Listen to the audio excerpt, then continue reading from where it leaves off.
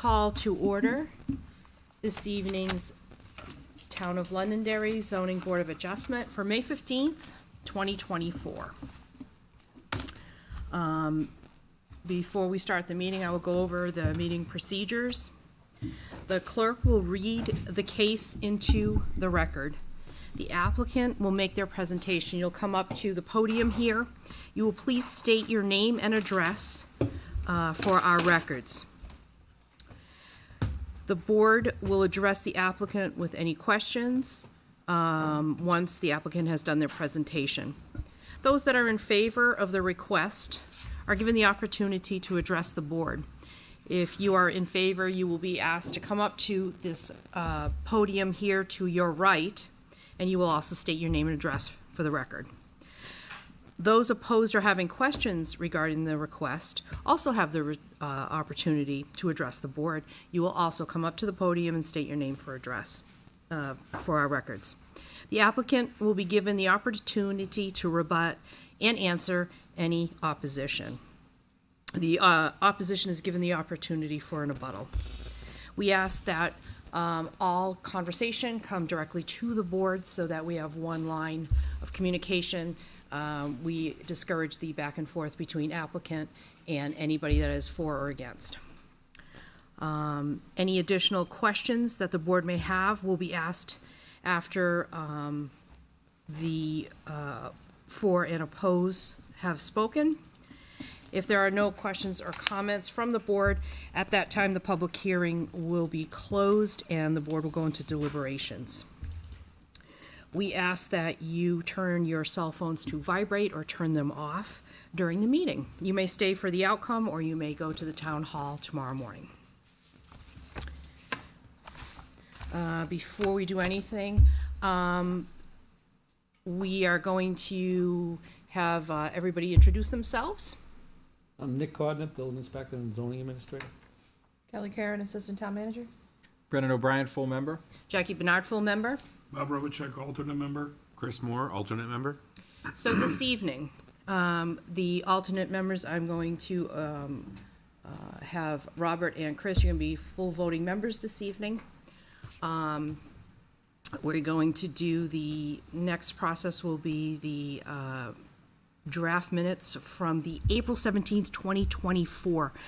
Do I have a motion to approve the minutes from April 17th, 2024?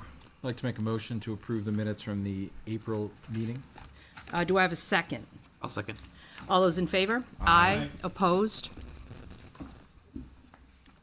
Do we have any report by the town council liaison this evening? We do not. Okay, thank you. Kelly, would you be so kind to do the regional impact determination? Sure. The cases before you this evening, items B through G, are not of regional impact for staff recommendation. Thank you. Do I have a motion to accept the regional impact determination? I'd like to make a motion to accept the regional impact determination. Do I have a second? Second. Those in favor? Aye. Opposed?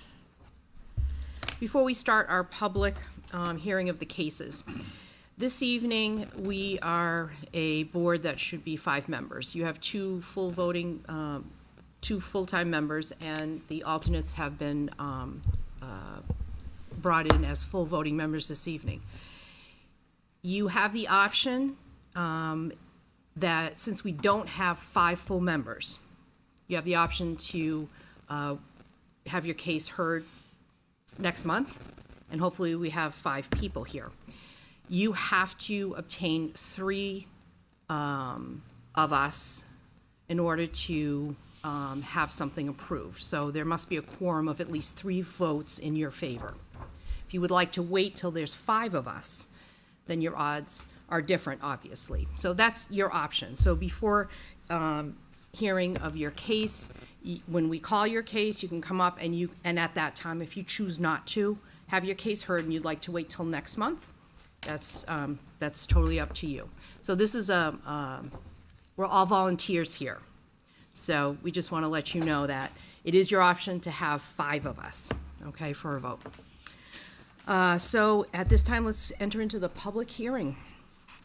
Case number 320-2024-6, a request for a variance from LZO Section 4.6.1.3.b to allow parking and grading for a detention pond within 100 feet of the Indian Brook and within 50 feet of the wetland setback, whereas parking and grading are not permitted in the wetland setbacks.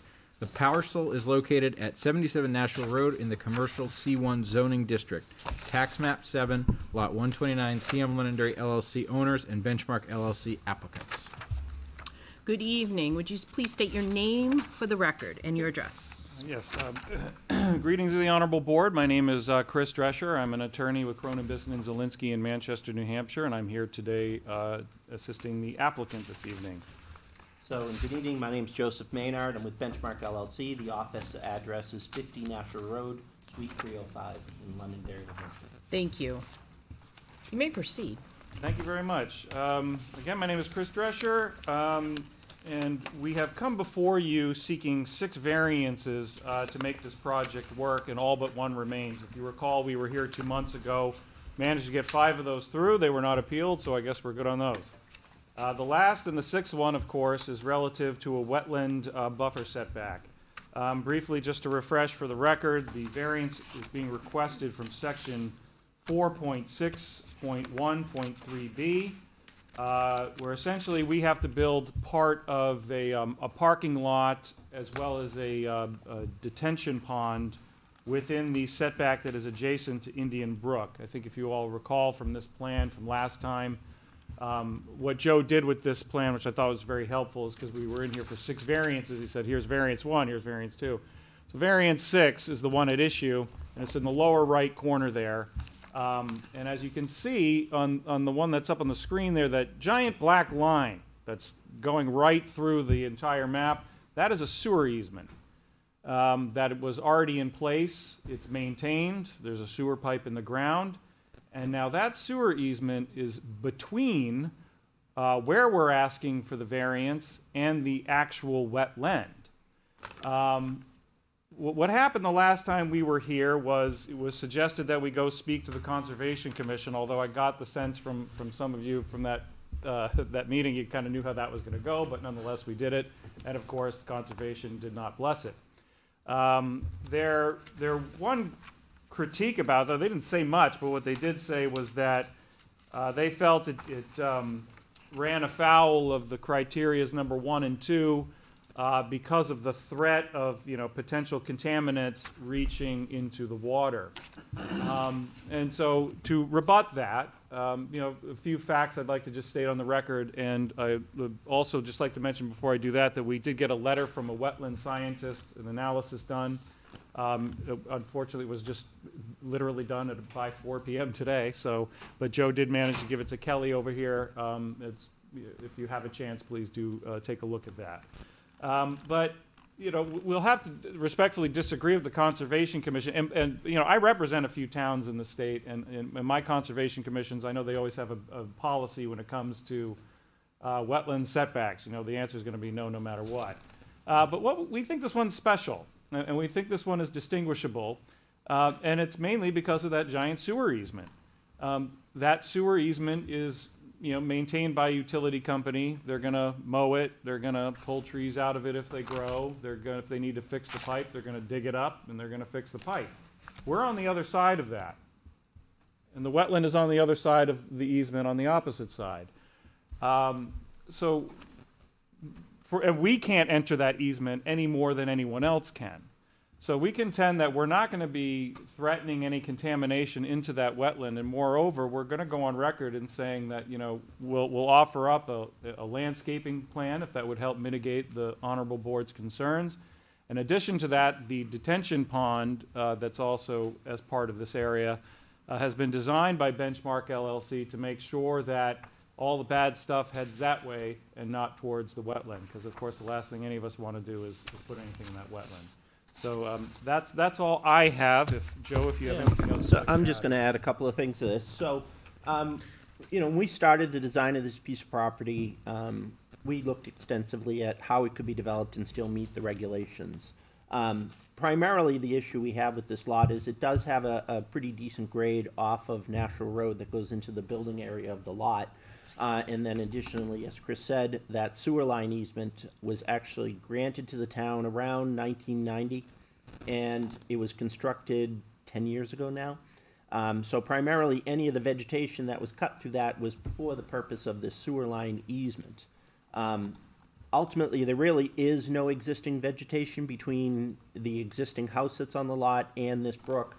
And a lot of that is because when they came to build the sewer line easement, they also worked with the property owner to utilize some of the lot as a stockpile area for the construction of that sewer line. So at this time, there really isn't any vegetation of substance between this building and the sewer line itself. We did speak with our wetland scientist. She wrote a memo about it for you. In her letter, she had called me and talked about, we had already proposed plantings of tree type of things up against that slope that we're constructing this in. She went on to ask me about if we were willing to supplement additional areas between the sewer line easement and our work, even though they're in the buffer. And her recommendations for planting of those is primarily based upon, we have a dredge and fill on the other side of this. We dealt with Fish and Game and the Natural Heritage Division on that dredge and fill application, and there's a wood turtle and some other stuff in this general area. So she came up with a planting plan for that area in her letter for us to supplement and recreate a buffer that doesn't exist today. The other thing I just want to point out is that even though this is a sizable area that is shown on this plan, a portion of this, or a better portion of it, is actually just a temporary disturbance to fill to get to the grade of the parking lot. The ultimate parking lot impact on this is 2,600 square feet for the parking lot. The parking lot itself will have a curb gutter line at the very end of it, so none of the drainage from the property is actually going down to the sewer line easement before it goes into a detention pond to receive pretreatment storage and knock our peaks down before it gets discharged to the brook. So all of the runoff from the proposed building, the proposed parking area, the driveway, it's all going to be sent through plumbing and through the curb line to keep the water from going off the edge there, and to that treatment facility that will need to be reviewed by the planning board as part of the application as we move forward. Thank you. Are you gonna go through the 5 points of law for this? We did that once already. Yeah, we did that last time. We can do it again if you like. Did you hear the 5 points of law last time? I This read the one? minutes. Okay. Okay. You did not? No, I did. I was there. You did? Yep. Rob? I was not there. Okay. So you got two of us that haven't heard them, so Okay. I think you're gonna have to read it to All us, right, let me pull it out. in all fairness. That's fine. Quite all right.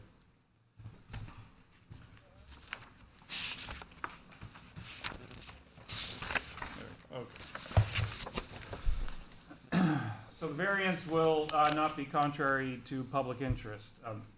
One thing I always like to point out about this is that, it's written in the negative, so I have to prove that it's in the public interest, and it's not contrary to public interest. And we consider this is not going to be contrary to the public interest. Again, the area's, it's zoned commercial. This is an allowed use in the district. The property currently has this existing sewer line, as we've talked about, which is owned by the town, and it exists adjacent to the wetland and the brook. The sewer line maintains a cleared area between the proposed work and the wetlands, and drainage from the new development will be routed to a detention treatment area before discharging to any wetland area. So we'll make sure that that water gets directed outside. The spirit of the ordinance, again, it's the same analysis as prong one, which I probably should have said at the outset, which is, is it going to alter the essential character of the neighborhood or threaten the health, safety, and welfare of the public?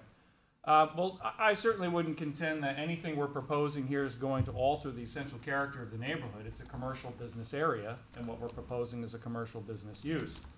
So as far as the threat to any public safety, again, I think the only concern here is what the Conservation Commission brought up, and that we might, and that there's a concern that contaminants might wind up in the wetland.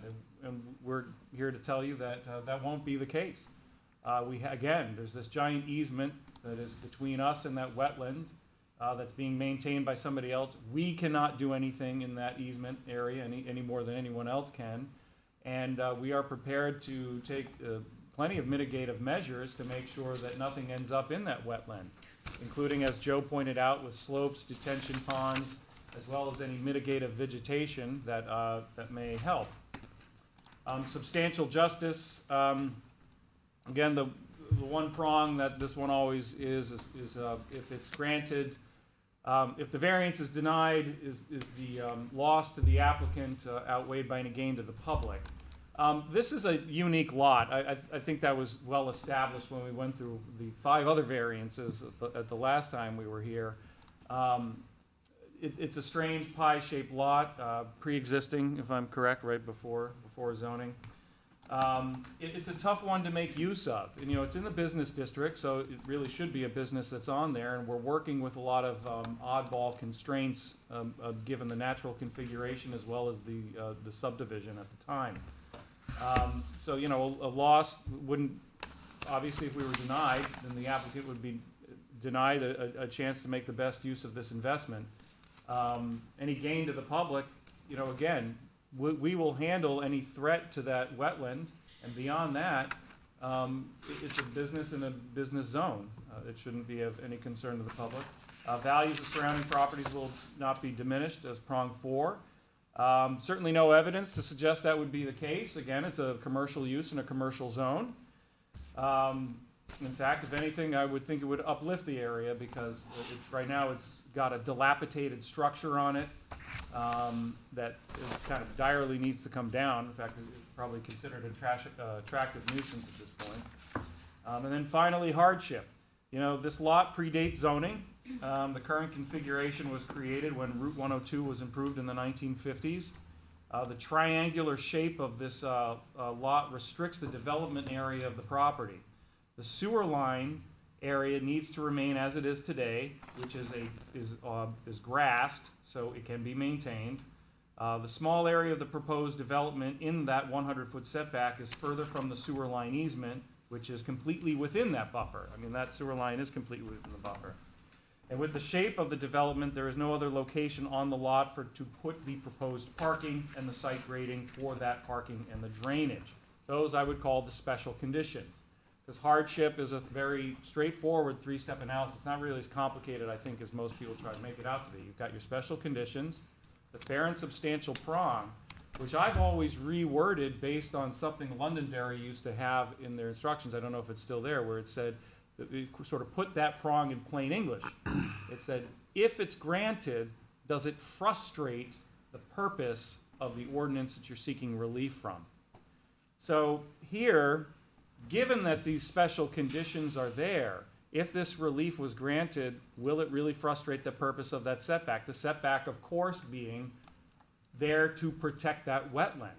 And we are obviously cognizant of that, and we are prepared to take whatever measures and accept whatever reasonable conditions this honorable board would want to put on us to ensure that we send any bad stuff to that detention pond, as well as any mitigative vegetation, probably go by what the wetland scientist has recommended. And obviously, there's this giant sewer easement that has got nothing to do with us, that's between it. So there's certainly activity going on in there. So we don't think that if this was granted, we're really causing much of a threat to that wetland. And then finally, the last step of the hardship prong is the use reasonable? Well, that one's easy. It's a business commercial zone. It's a business commercial proposal. The use is reasonable. Thank you. Any board members have any questions of the applicant? Yeah. Yes, I do too. Go ahead, Chris. All right. My main question and concern is just really around the wording of what we have to approve. So what you're seeking relief from is parking and grading in a wetland setback. That's what we have to approve. Correct. Yeah. So my biggest concern, and this may be a question more for Kelly, but is can we ensure that it is graded effectively and that the runoff does not contaminate these wetlands, because we have the Conservation Commission saying, don't approve this. And I haven't seen the memo from the third-party company that they went through, but is there a way for either zoning or planning to ensure that this is done correctly? And I mean, if we approve parking and grading, great, that's very vague. We could say, yeah, you can park and grade however you want in this wetland setback. Everything flows straight into the wetlands. That's not the idea behind it, obviously, and I see the plan, but Here's the memo. thank you. But what can we do to ensure that there are not future problems with this? Sure, so you're really evaluating a use that's not permitted. Mm-hmm. So that's what your focus should be on. The planning board is well within its own jurisdiction to require additional landscaping, require additional drainage controls. We have existing regulations through our site plan review process that directly address those kinds of concerns.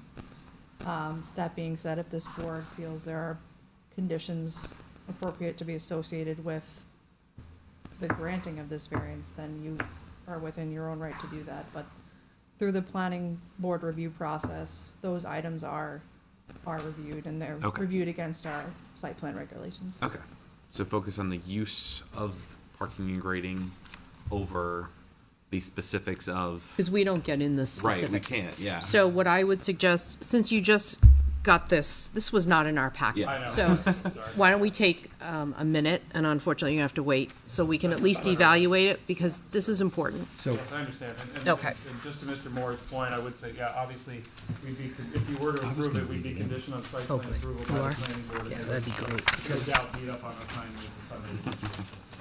And actually, I'm gonna have the secretary read it in, Absolutely. okay? Perfect. So it's dated May 15th, 2024. It is addressed to Joseph Maynard of Benchmark LLC regarding wetland buffer impacts at task map 7, lot 129 and 130, Route 102, Londonderry, New Hampshire. Dear Joe, at the request of Benchmark Engineering, I have reviewed the ZBA plan, concept plan, that you provided to me for the above referenced property. With respect to your request before the ZBA for variance 6 from the town zoning ordinance, variance 6 requests 2,600 square feet of permanent disturbance within the 100-foot setback to Indian Brook, and an additional 8,400 square feet of temporary disturbance within the 100 setback to Indian Brook, which includes approximately 1,200 square feet of disturbance within the 50-foot wetland setback. Attached is a colored plan provided by you, which shows the locations of the proposed disturbances as described above. In general, wetland and stream buffers are important to water quality, aquatic habitat, and wildlife habitat for a variety of reasons. On this site, the installation of the sewer line along a previously established sewer line easement removed 40 feet of the natural forested riparian buffer for at least 300 feet along the thread of Indian Brook, an impact of greater than 12,000 square feet to protect the riparian buffer, which is an important tributary to Beaver Brook. Further, this disturbed area within the buffer zone will be forever maintained as a mowed habitat for the purpose of the town sewer easement, significantly reducing the functional value of the buffer within this area. The variance that you are requesting occurs to the east side of the sewer easement, such that the mowed sewer easement is between the proposed project and Indian Brook and its adjacent wetland boundary, which means that the proposed project has less potential to disturb the riparian buffer than the existing sewer line easement, given the distance and separation by the already disturbed area. 8 photos of the existing conditions in the area proposed for this project are attached, as well as a sketch of the approximate locations of the photos. It is my understanding that the proposed project will direct all runoff from the proposed building and parking areas to a detention pond in the southeastern corner of the lot, thereby providing water quality treatment and minimizing potential for adverse water quality impacts to the wetland and/or Indian Brook as a result of the project. What is lacking on the site at this time, and which can be improved by your project, is the addition of some dense shrub habitat within the 50-foot buffer to the wetland, which can provide food and protective habitat for turtles, birds, and other small mammals that may travel along the wetlands and streams. Specifically, and more importantly, wood turtles are known to be present within the general area of the property. An excerpt from the New Hampshire Fish and Game Wildlife Action Plan for wood turtles is attached. Establishing a shrubbery buffer within the temporarily disturbed areas for the proposed project in the sewer easement will add an important component needed for wood turtles and will improve the wildlife habitat quality of the buffer for wood turtles and other wildlife species over that which is present in the existing conditions, despite the fact that the sewer line easement will continue to be mowed. I recommend that the area to be temporarily disturbed by this project within the 50-foot and 100-foot buffers be revegetated with an upland wildlife seed mixture of native species and supplemented with shrub plantings such as highbush blueberry, winterberry, northern arrowwood, northern spicebush, purple chokeberry, and black chokeberry to create dense cover and food for wildlife. Further, I recommend that this shrubbery buffer be maintained as such in perpetuity. An additional improvement to the riparian buffer could be made if a small area between the proposed buffer impacts and New Hampshire Route 102 could be planted as well, within the 50-foot and 100-foot buffer areas. If needed, I could provide further detail on the plantings and seed mixes. Please let me know if you have any questions or require further information. Sincerely, Nancy B. Rendell, NHCWS number 073, NHCSS number 083. Thank you. So this, we're calling Exhibit A. You agree with this report? I do. Okay. And you agree with the suggested plantings for the wildlife? You agree with that? Yep. Okay. Any other questions that the board would like to ask the applicant? Just a couple of quick questions. I mean, one question was answered because I think it was a different variance. Because I wasn't here when they came before us before for the 5 other variances.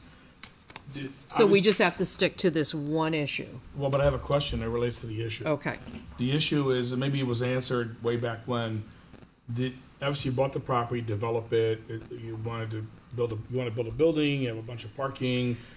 I have a couple of questions. One is the amount of parking driven by what zoning is requiring you to provide? Correct, it's at the bare minimum. It's a minimum. The other thing is, did you look at or investigate, obviously, some other options for a smaller building that would potentially require less parking and potentially require no encroachment? So, yeah, we did look at all of those options, and it came down to an economical viability of the Okay. property to be able to All right. do something suitable on that side of the brook, so.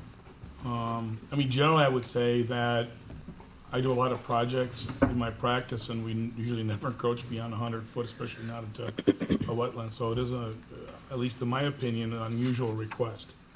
So, And that's why they are Rather not made here. too, you know, we'd And this rather is not why they're have- here. no, I understand that. That's what I'm saying. Yeah. I did have one additional question as well. In the Conservation Commission note, they did ask if there was a relief option for the parking requirements. Yes. Is it possible for them to request It's a waiver request through the planning board. waiver request from the planning board? So there is a potential option to reduce the number of spots in total that they have to have on site versus using the wetlands. So, Specific to parking, that's the process, yes.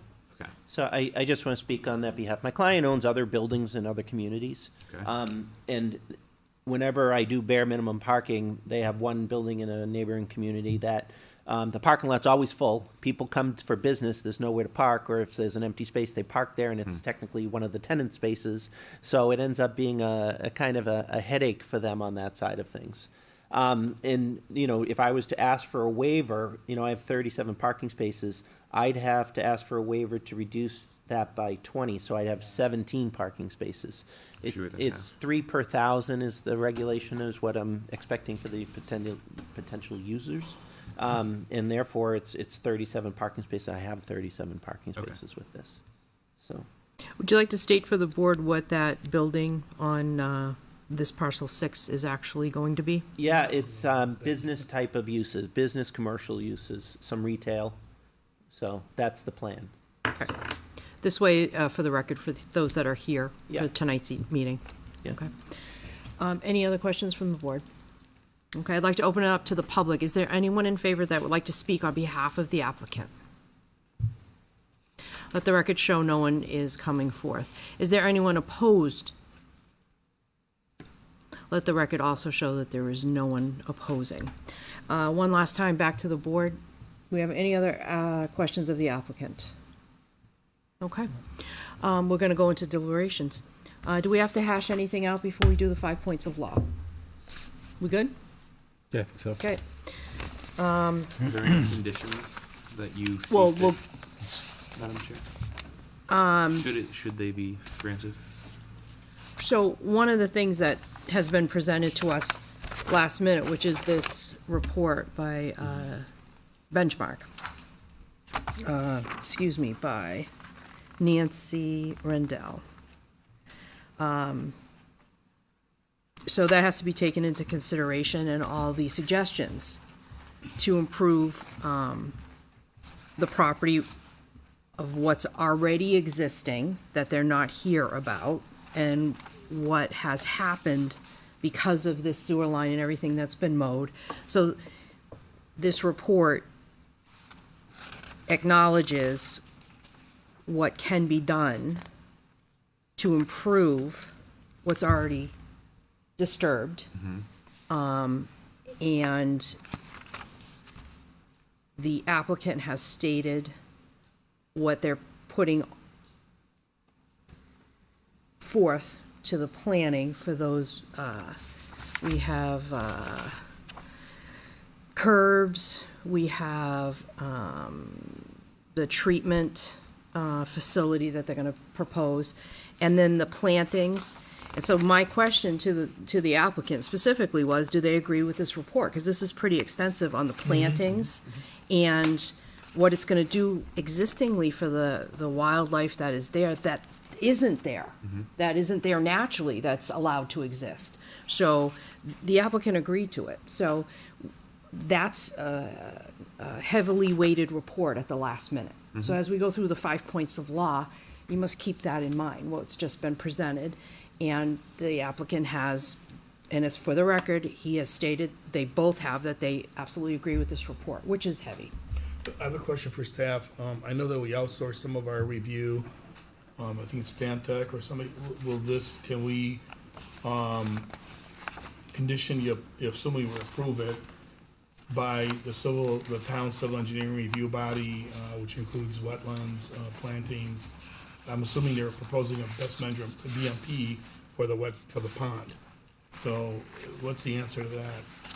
This will likely be reviewed by third-party engineering, Right, as well as myself and our Okay. town by engineer. civil engineer, yeah. Okay.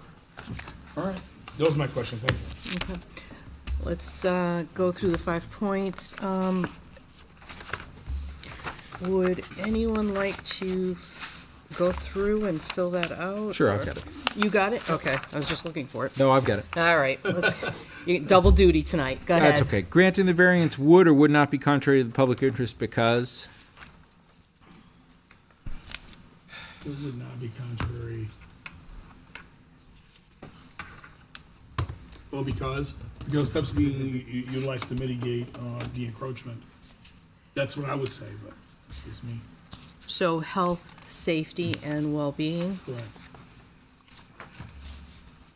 yeah, I think that when you factor in the plantings that they've already agreed to and that we can make a condition, I don't think it's contrary to the public interest. I agree. I agree, because of the report by Nancy Rendell. Absolutely.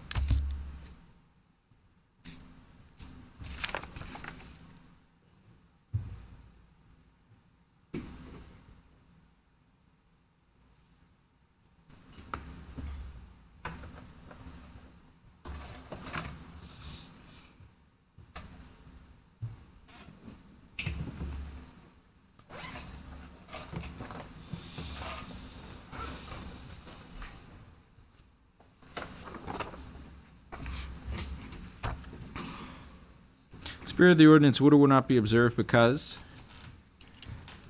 I would say it would. I don't think this project changes the essential character of the Route 102 commercial district. I agree. Agreed. And I agree as well, on the basis of the protection of health, safety, and welfare is not at risk.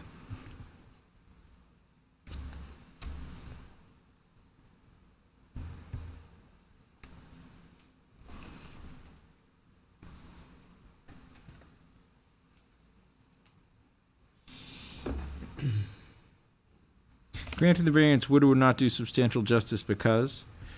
It would. I agree. I think it's a greater loss to the applicant Yep. than any gain to the public by denying. I agree.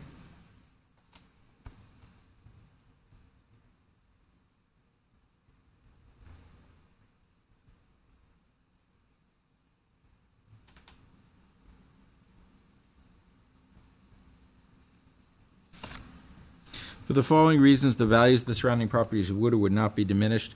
I would say would not. It's a commercial agree. district. I agree, for those reasons.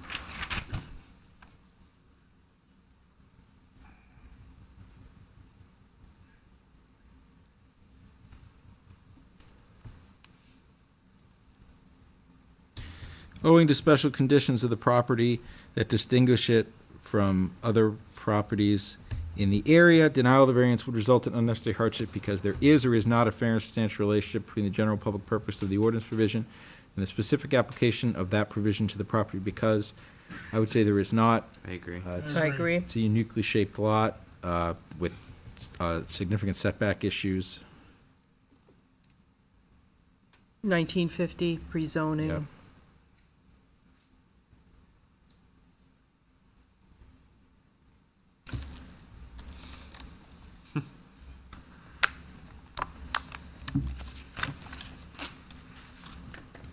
The proposed use is or is not reasonable because, I would say it is, Reasonable The to use commercial is reasonable, yep. I agree. Agreed.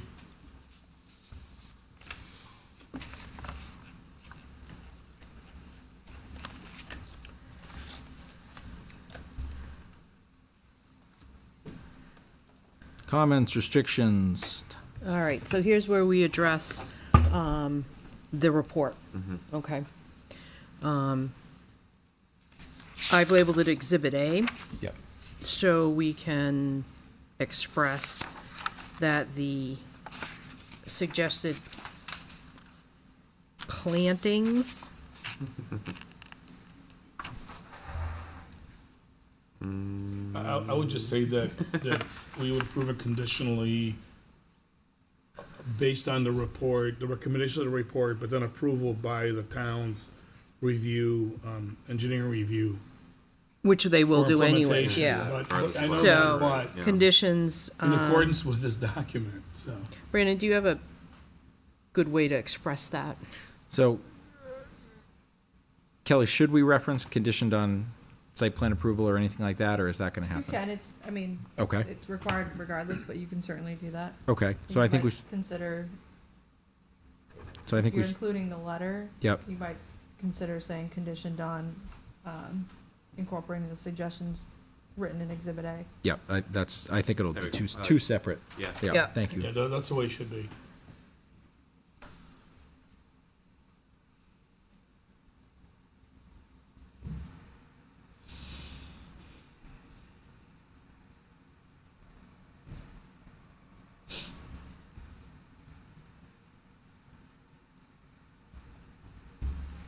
You just need the formal motion. Do I have a motion, Brandon? Yes. He's not fast at writing. No. We don't have typewriters back here or computers.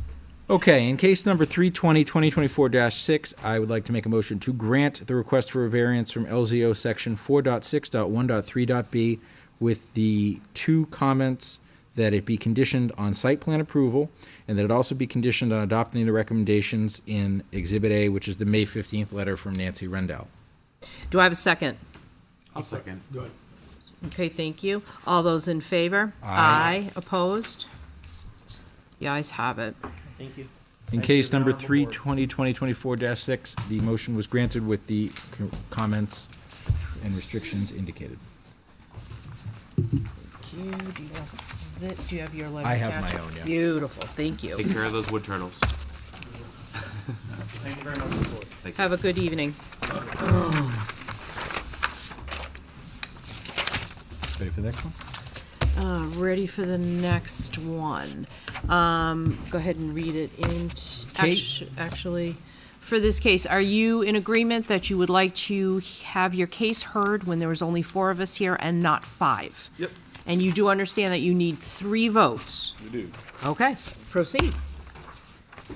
Case number 515-2024-1, a request for a variance from LZO section 4.3.3.b.2 to allow parking within 50 feet within the 50-foot residential buffer zone. The parcel is located at 39 Rockingham Road in the Commercial 2 zone, tax map 13, lot 65-1, AK Investments LLC, owner and applicant.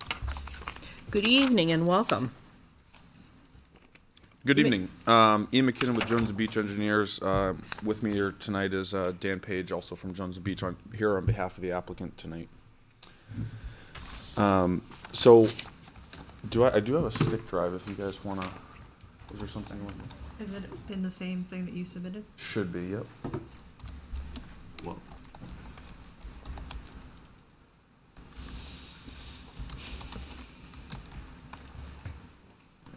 Yep, so it's existing conditions, yep. So we're here tonight on behalf of property at 39 Rockingham Road, also known as Route 28. Tax map 13, lot 65-1. So approximately 1.3 acre parcel in the Commercial 2 district. The existing site utilizes an office and storage facility for Southern New Hampshire Plumbing, Heating, and Cooling. Access is directly from Rockingham Road. The south end of the property, which is on this, with this orientation, is plan right. So south is on the north is on the left side, south is on the right side of the page. The south side end of the property is encumbered by a pretty large PSNH or EverSource easement. On this plan, you can actually see the shaded area is the proposed structure. There's a dashed line that passes right past the corner of that. That is the limits of the existing PSNH easement that surrounds this property. There's also a large wetland that you can see, which is on the southeast portion, so plan northeast here. So we're a little turned around. So the proposal here is to construct what you see here, a 6,250 square foot building for warehousing and office space. In this case, commonly known as a contractor building, so there likely will be multiple units. Because of this, requires the reconstruction and realignment of the parking area that you see here. The building will continue to operate as an office and storage space for Southern New Hampshire Plumbing, Heating, and Cooling, but also the potential for some additional similar use units. So that's where the contractor building aspect comes, but they will be the primary tenant. So we're here tonight requesting a variance to section 4.3.3B2 to allow parking and driveway within the 50-foot buffer zone required to an abutting residentially zoned property. It's important to note that this actual specific property has received this variance twice before, in 2003 and 2010. Obviously, the 2010 has expired.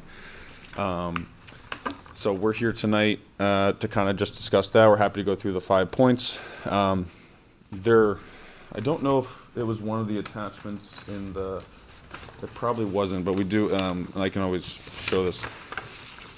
The mention of the PSNH easement is that this zone, all other lots surrounding this property are commercially zoned, but we're kind of have an elbow of residentially zoned land, and it is, all that land is the EverSource easement, so it's kind of a unique. Yeah, so that we'll see it when the filtering comes on. So that kind of gap of white there that surrounds, so that's our property. So this is looking with north, obviously north.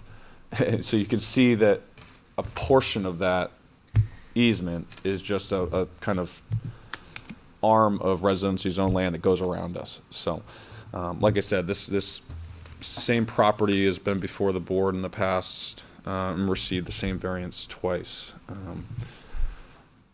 So that's really, it's the same business, just looking to build a new structure. And so this is really the first step. Dan's been working on this with the site plan process, so they're actually scheduled to go back to the board in June, to the planning board, continue that process. And I'm happy to go through the Please do. 5 criteria. Yep, Yeah. please do. Number 1, the variance will not be contrary to public interest. Granting the variance will not threaten the health, safety, or welfare of the public, and as the developable area of the adjacent lot is within the conservation overlay district, it is unlikely a residential use will be placed adjacent to the proposed use. Therefore, the character of the neighborhood will be unchanged. That really goes towards, it's all wetland surrounding, the majority of that property is wetland. It does extend onto our property as well. So the likelihood of a construction of a residential use there is unlikely. Number 2, the spirit of the ordinance is observed. The proposed development is maintained within the required setbacks, as shown on the site plan. Due to the location of the wetlands, there's limited potential for residential development abutting the development. Therefore, we believe the spirit of the ordinance is observed. Number 3, substantial justice is done. As there is limited residential development potential on that abutting property, granting the variance will see substantial justice done. Number 4, the values of surrounding properties are not diminished. With the exception of the abutting property, which has limited development potential and is owned by the power company, all other surrounding lots are zoned commercial, therefore no diminishment of surrounding properties is anticipated. Number 5, literal enforcement of the provisions of the ordinance would result in unnecessary hardship. And no fair and substantial relationship exists between the general public purposes of the ordinance provision and the specific application of that provision to the property. Due to the location of the wetlands and the limited residential development potential on that abutting lot, specific application of this provision would restrict development without benefit to anybody.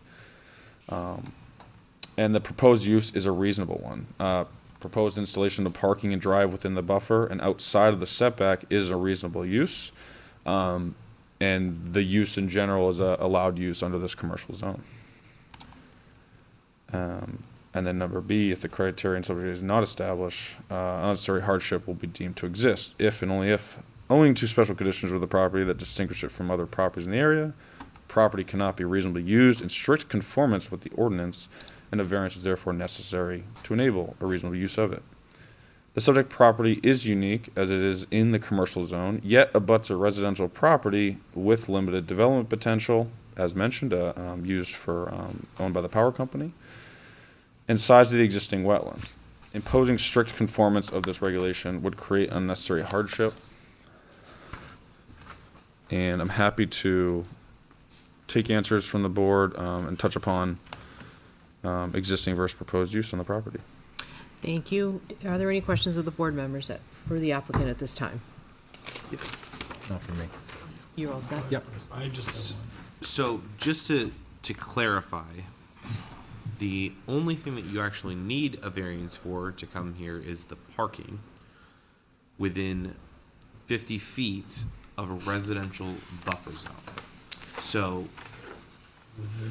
the buffer zone is basically just stretching onto this property from that elbow-shaped, technically residential property, which is only power lines. It's owned by the power company, and as you can kind of tell, it's an odd-shaped parcel, but the power lines pass at an angle through it. Right, and it's not buildable because there's power lines on it. I would believe so, and then the treed portion is also where there is had been delineated wetlands as well.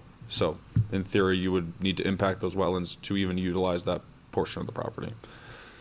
Okay. Yeah, so the ask before the board tonight is to request the ability to develop within the 50-foot buffer required to a residentially zoned property, which we do happen to abut, but it's a unique, it is zoned residential, but it is not, and nor could really ever be used as residential, at least based on our interpretation. Right, and when I look at the plans, I don't know what page I'm on, page 2 Yep. of the plans, I see a 50-foot wetland buffer Correct.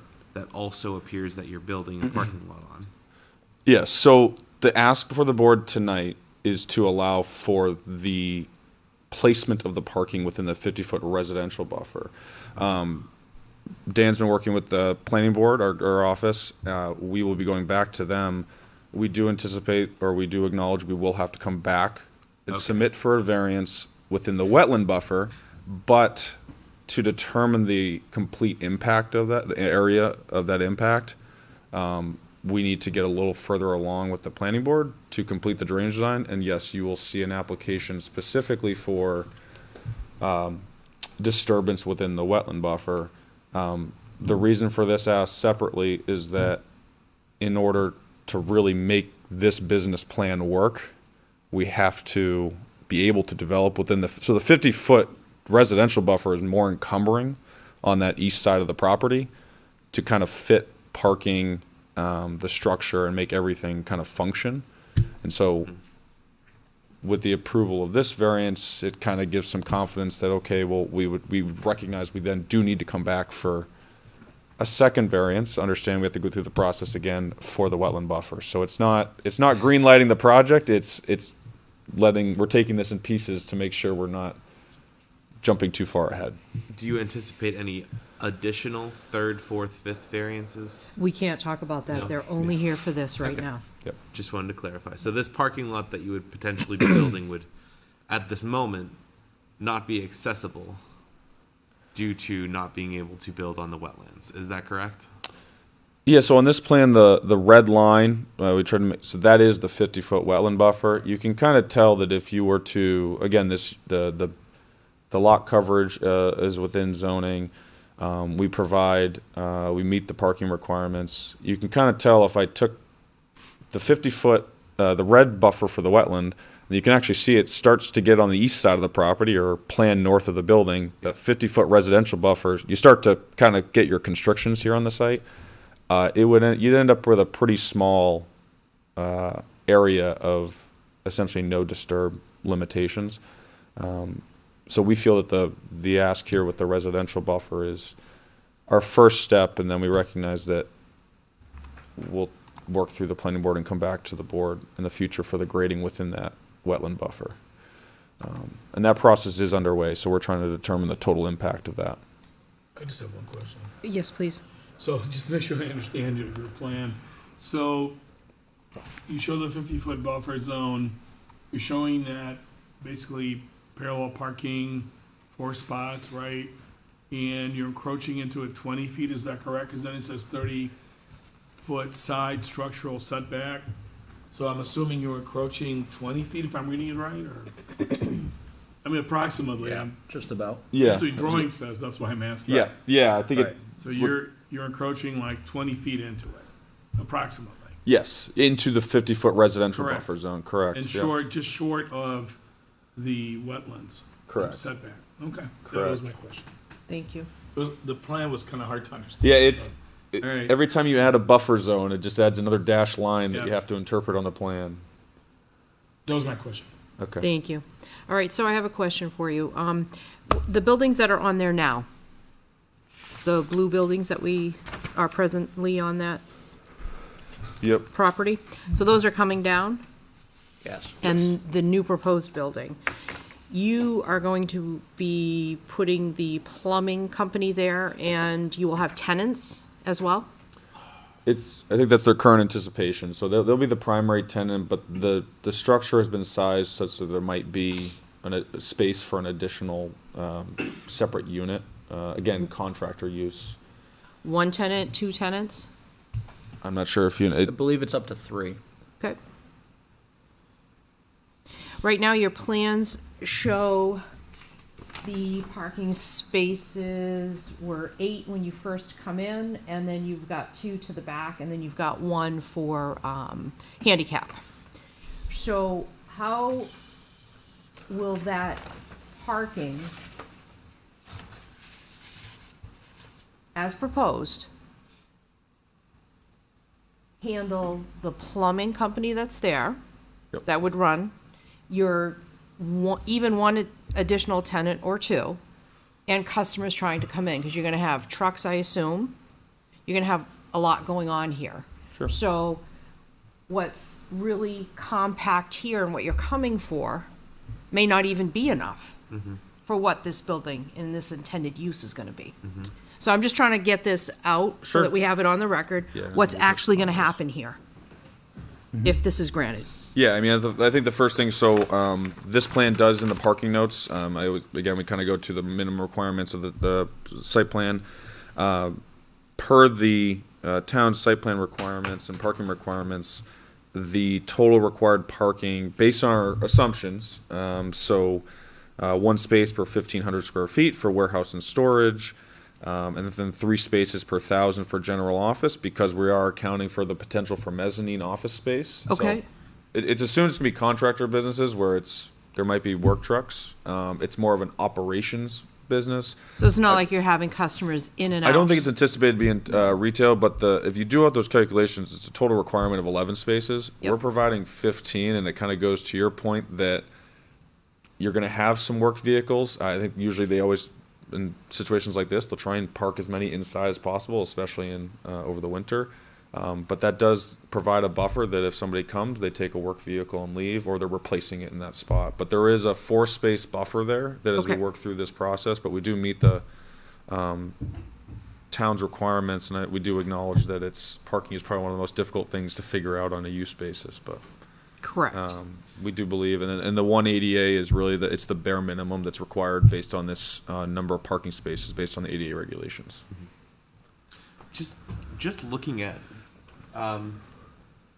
Kelly, could you actually move it kind of left more, a little further? Yeah. Just looking at the area, what is I'm trying to figure out up here. Yep. This, I mean, you're able to build in this space here. I'm not understanding why these 8 spaces couldn't be fit within this space. Maybe it's not to scale exactly, but it seems like there would be ample space there without requiring Yep. variance whatsoever. Is that something that you guys considered? Yeah, I'll let Dan speak to that because you worked on the Sure. layout mostly. Yes. Some things that aren't shown on this plan, we're observing a green buffer at Route 28. There's a septic field that we're not showing on this plan. That's towards the front of that building. So those spaces are occupied, not necessarily shown on this plan. So currently, those spaces provide parking when you first go into that property, to the left, In the Yeah, I existing think In the conditions. existing. in the existing condition. in the yeah. existing conditions. Yep. Correct. So roughly, I think 5, 6 cars. I go by there a lot, so. Yeah, yeah. All right, so that parking space, those parking spaces, why can't those be utilized? Right. I guess. I'm looking at the Google Maps, I'm just adding on. Looking at the Google Maps, I see a vehicle is parked in those horizontal slots, perpendicular to the building. Yeah, I think you're referring to right, kind of this space here. So why Yeah, I mean- why aren't those spaces used? So I think I'll try and I think understand. So you're kind of referencing the existing spaces. existing if you spaces come right into now the that is left. used. So yes, those 4, at least they're striped as 4 spaces there, kind of Yeah. in the upper left of the plan Absolutely, there. yes. If you kind of flip over to the proposed, if you kind of use the setbacks as your reference, the limits of that yes, that right where that limit, that same corner is about the same limits. The reason this site is really be looking at is we're replacing all the existing grading, pavement, gravel, is that as one component of the site plan review process is that the grades, and correct me if I'm wrong on any of this, the grades will be changing because there is no level of stormwater treatment on this site. To approve this project with the town, and that's one of the things we've been working on, is how do we now bring this site, this proposed project, up to the stormwater standards. So that parallel parking does mimic approximately the same if you kind of flip back and forth between the setbacks. Yep. And if you overlay them, they're right on top of each other. They will be at different grades though, it's because we need to reshape the site for the Right. purpose of I am stormwater. using but- some of that area as stormwater treatment. There's Yep. a treatment swale right beyond the parallel parking spots Okay. that directs stormwater to a rain garden, kind of behind the dumpster there. So some of that will be revegetated and used for treatment. Again, the septic area, the leaching field will be in that location as well. What you're saying, so that I properly understand, that in order to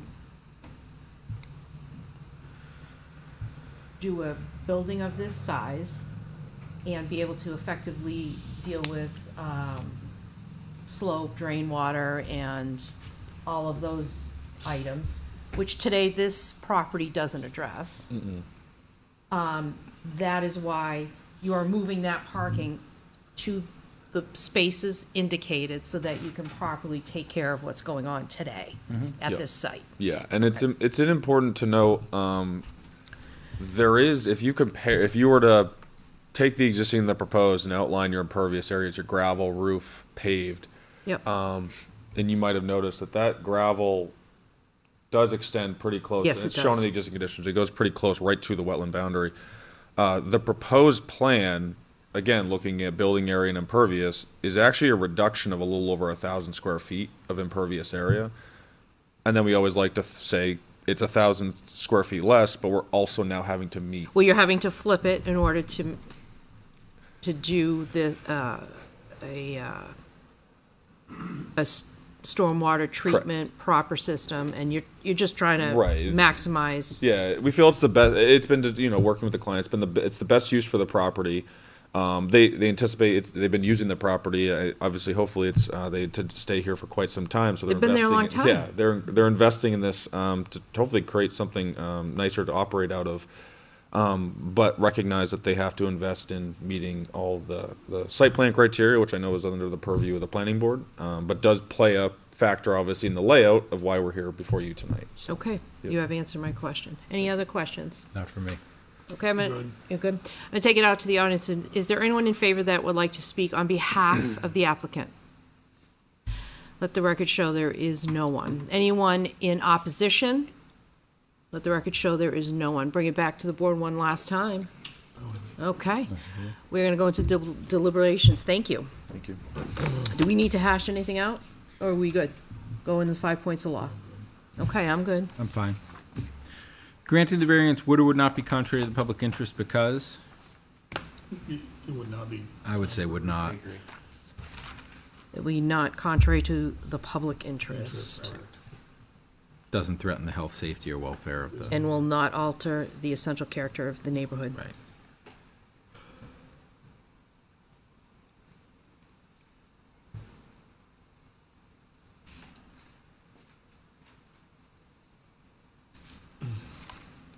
Spirit of the ordinance would or would not be observed because, I would say it would. It doesn't change the essential character of the neighborhood. I agree. I agree. I agree.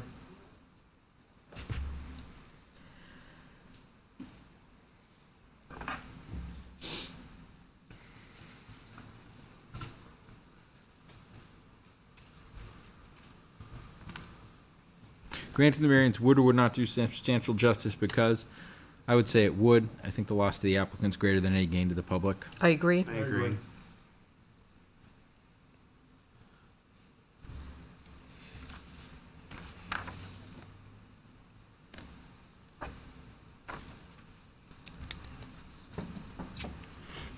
For the following reasons, the values of the surrounding properties would or would not be diminished. I would say would not.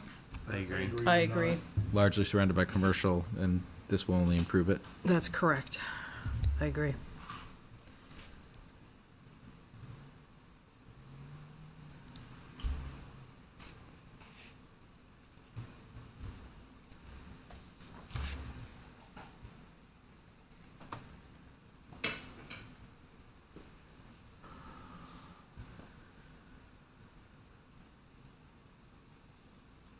Owing to special conditions of the property that distinguish it from other properties in the area, denial of the variance will result in unnecessary hardship because there is or is not a fair and substantial relationship between the general public purpose of the ordinance provision and the specific application of that provision to the property because I would say there is not.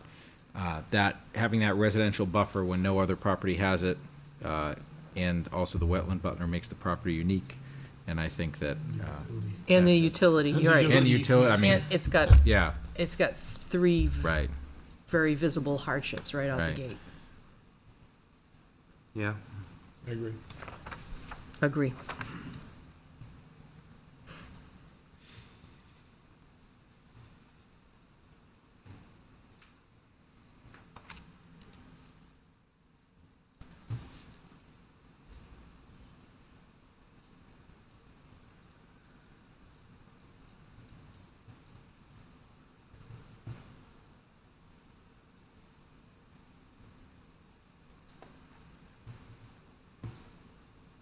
Proposed use is or is not a reasonable one because, I would say it is. It is. having a Parking is business. reasonable? Yeah. Comments, restrictions? I have none. Planning's gonna take care of everything, so, Yeah, I agree. after us. Okay. Do I have a motion for anybody? I'd like to make a motion in case number 515, 2024-1 to grant the request for a variance from LZO section 4.3.3.b.2. Do I have a second? I'll second it. All those in favor? Aye. Opposed?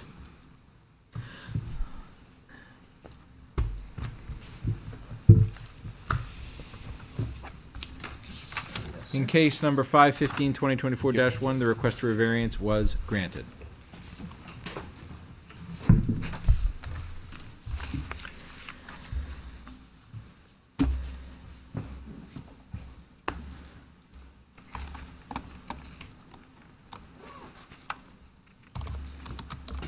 You ready for the next one? I'm ready. Case number 515, 2024-2, a request for a special exception from LZO Section 5.12.5 to allow a childcare facility as a home occupation. The parcel is located at 162 South Road in the AR1 zoning district, tax map 7, lot 108-10, Kerry Madigan, owner and applicant. Are you okay with this evening to proceed with only 4 members of the board? I am. Okay. I'm Carrie Madigan. I live at 162 South Road. Thank you. And my purpose tonight is to request a special exception to allow a home daycare center in a residential area. We have a special form for that, correct? So Yep. you have Yeah, the it's in voting. the packet. Yeah, you have the voting form. I have the special form. Okay. So, we have a special form for this, unlike, all the previous cases that you sat through. Do you have that form with you? I believe I submitted it. Okay, so you don't have a copy of anything you've submitted? No, Okay. I, Okay. the only thing I have copies of are the letters that my neighbors have written for me. Okay. Do we have any letters in the packet? So I have at least one. We will read that into the record. Thank you. Oh, I have 2. 3. Nope, that's, okay, I have a third one. Fourth Thank one, What do I read? I have 4. Oh, okay. I see one letter.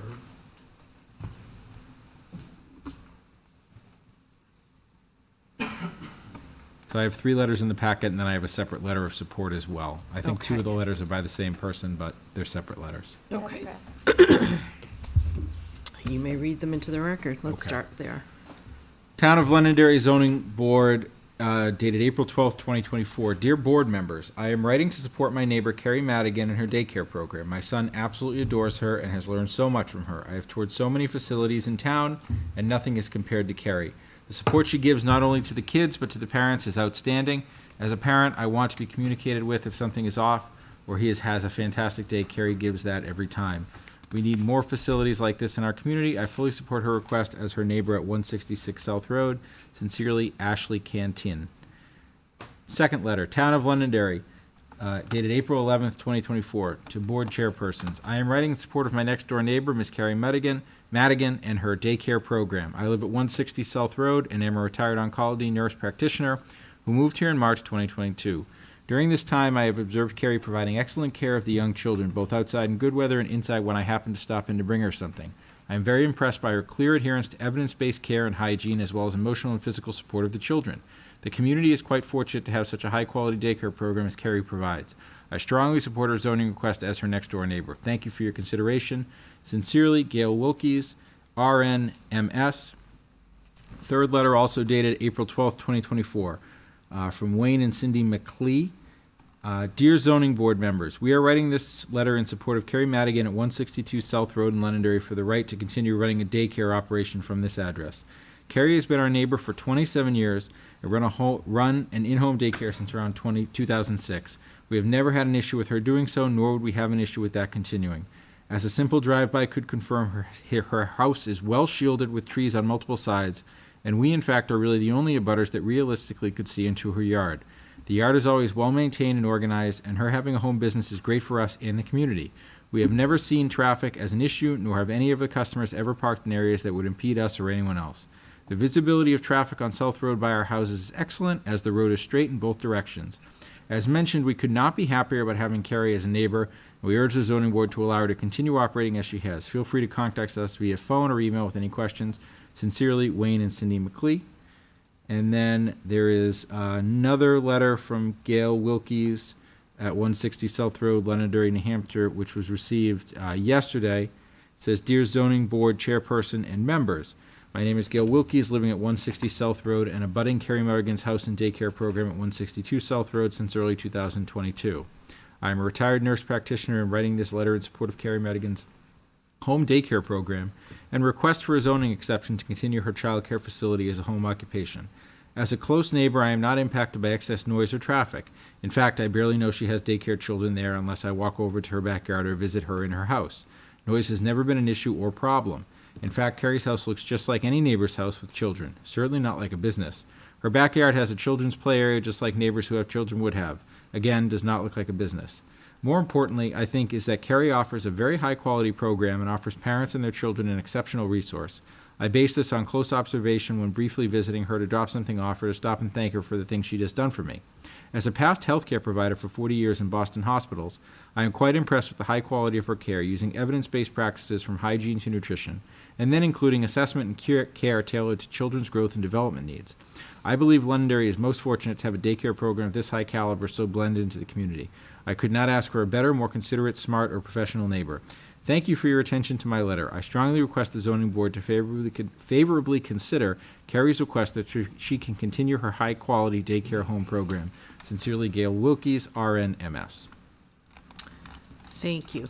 So why don't you tell the board all about your business? Okay, I just watched mostly teachers' children and 2 current police officers in town, their children as well, so. How many? I currently have 3 children. And the ages, roughly? Between 6 months and 3 years old. Okay. Go ahead. I'm not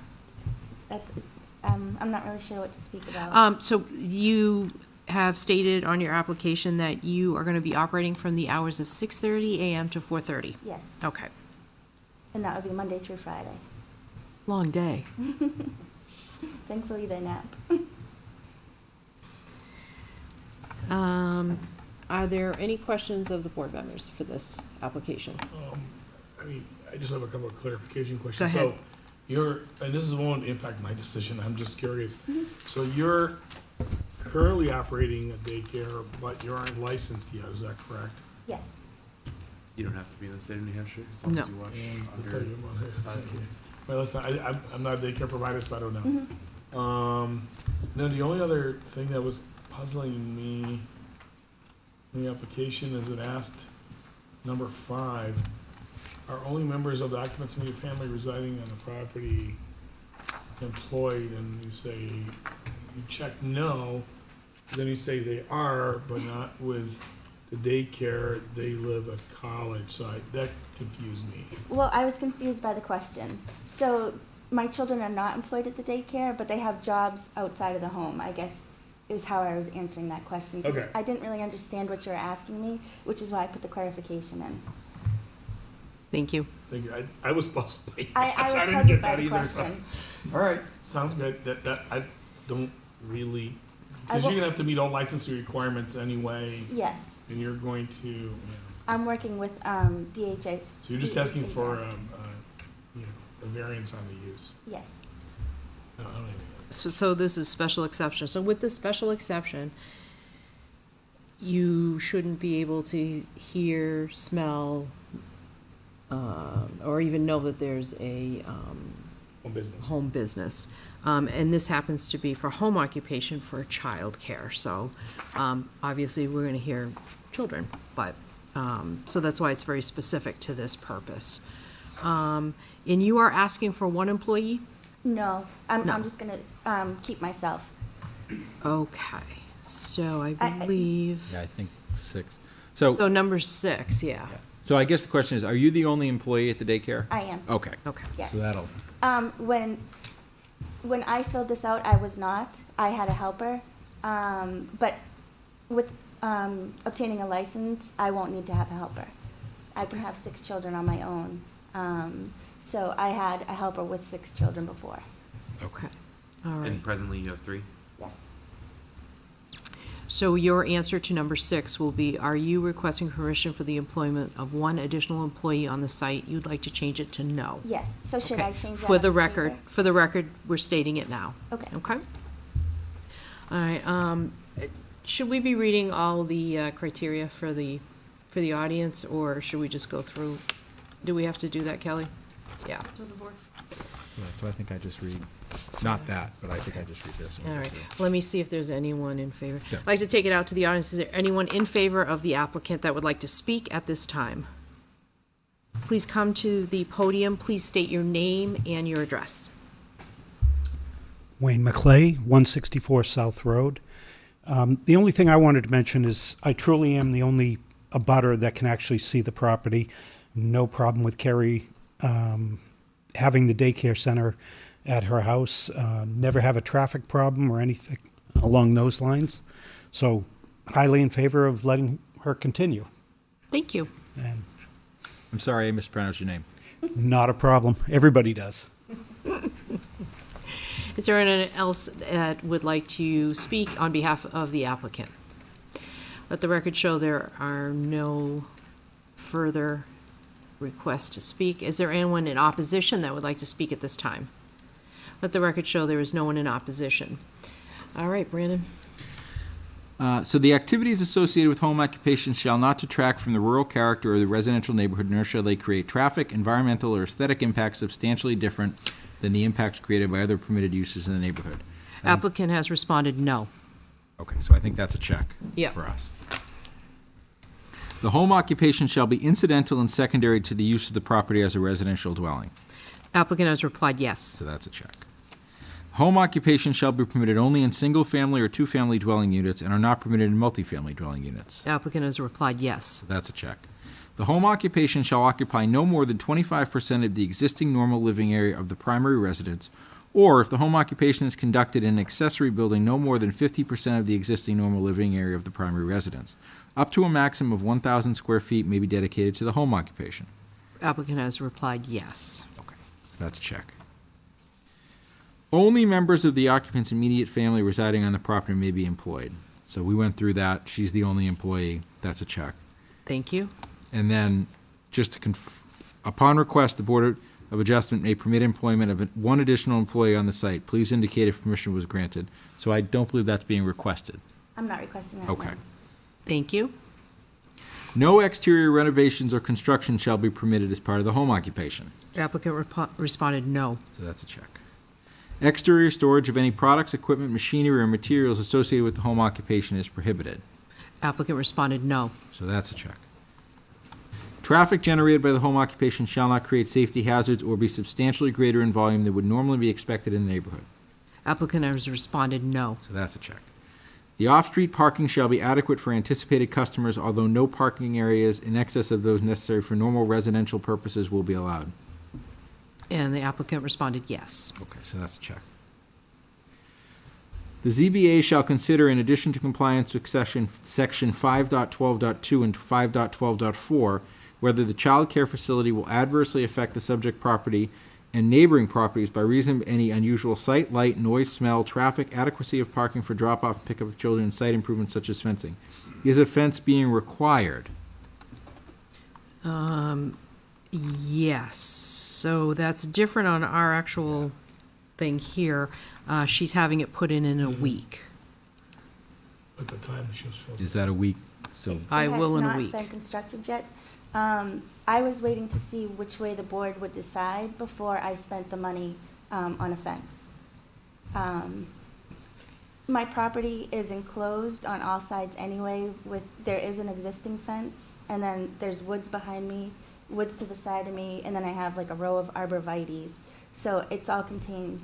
But I do believe I need to have a specific enclosure for the children to go out and play in.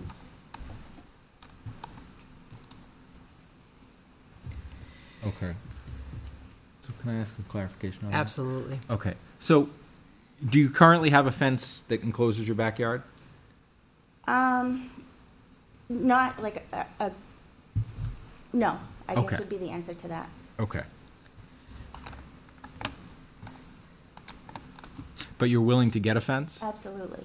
Okay. So getting the fence was contingent on us approving. Yes. Right. It's a very big expense, and if, Oh, yeah. you know, this is dead in the water, then,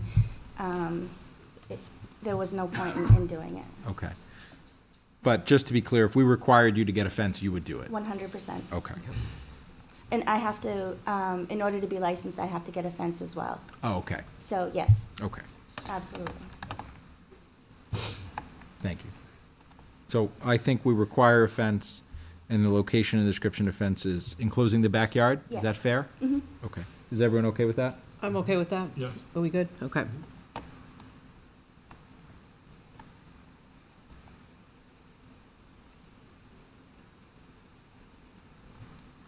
All home occupations shall be conducted in accordance with all town regulations, state laws, and licensing requirements. Okay. We have one more on our side here. Are you requesting a sign? Applicant responded no, so you will not have a sign. So sign is at the end for us. but Is it? I'll just do no. Okay. Check. And then I'll say, so all home occupations shall be conducted in accordance with town regulations, state laws, and licensing requirements. She said she's applying for her childcare license, so that is a check, because that's the license she needs to do that. Okay. Do you have hours of operation on yours? So I have hours of operation coming up. Okay. A child care facility shall comply with all applicable licensing requirements of the state of New Hampshire and the Department of Health and Human Services Child Care Licensing Unit. The NH Child Care Program licensing rules and the requirements of New Hampshire RSA 170. So that's a check because she's applying for her child care Okay. license. The ZBA may impose additional conditions and restrictions it deems desirable and necessary to protect the residential character of the neighborhood. I think that's an NA. I didn't have any. Correct. Okay. For every year that the home occupation remains in effect, a copy of the annual license issued by the state of New Hampshire for child care facilities shall be provided to the town. That's, Do you agree with that? Yes, Okay. so that's a check. Hours of occupation are 6:30 a.m. to 4:30 p.m. Is that Monday to Friday? yes. Okay.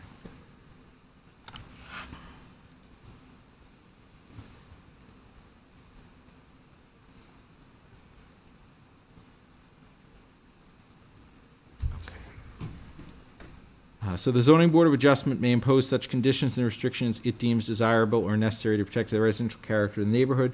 Please note any conditions or restrictions. So we did not have any, so that's none. Is that correct? Or are we going to require the fence? The fence, just so that we clarify Fence that. installed. Okay. And do we all agree on that? Yes. Okay. Do I have a motion? I'd like to make a motion to grant the request for a special exception with the condition that a fence enclosing the backyard is constructed. Do I have a second? I'll second. Second, thank you. All those in favor? Aye. Opposed? In case number 515-2024-2, the request for a special exception was granted with the condition that the backyard and fence. Have a good is day. enclosed. Do you need this back? Thank you.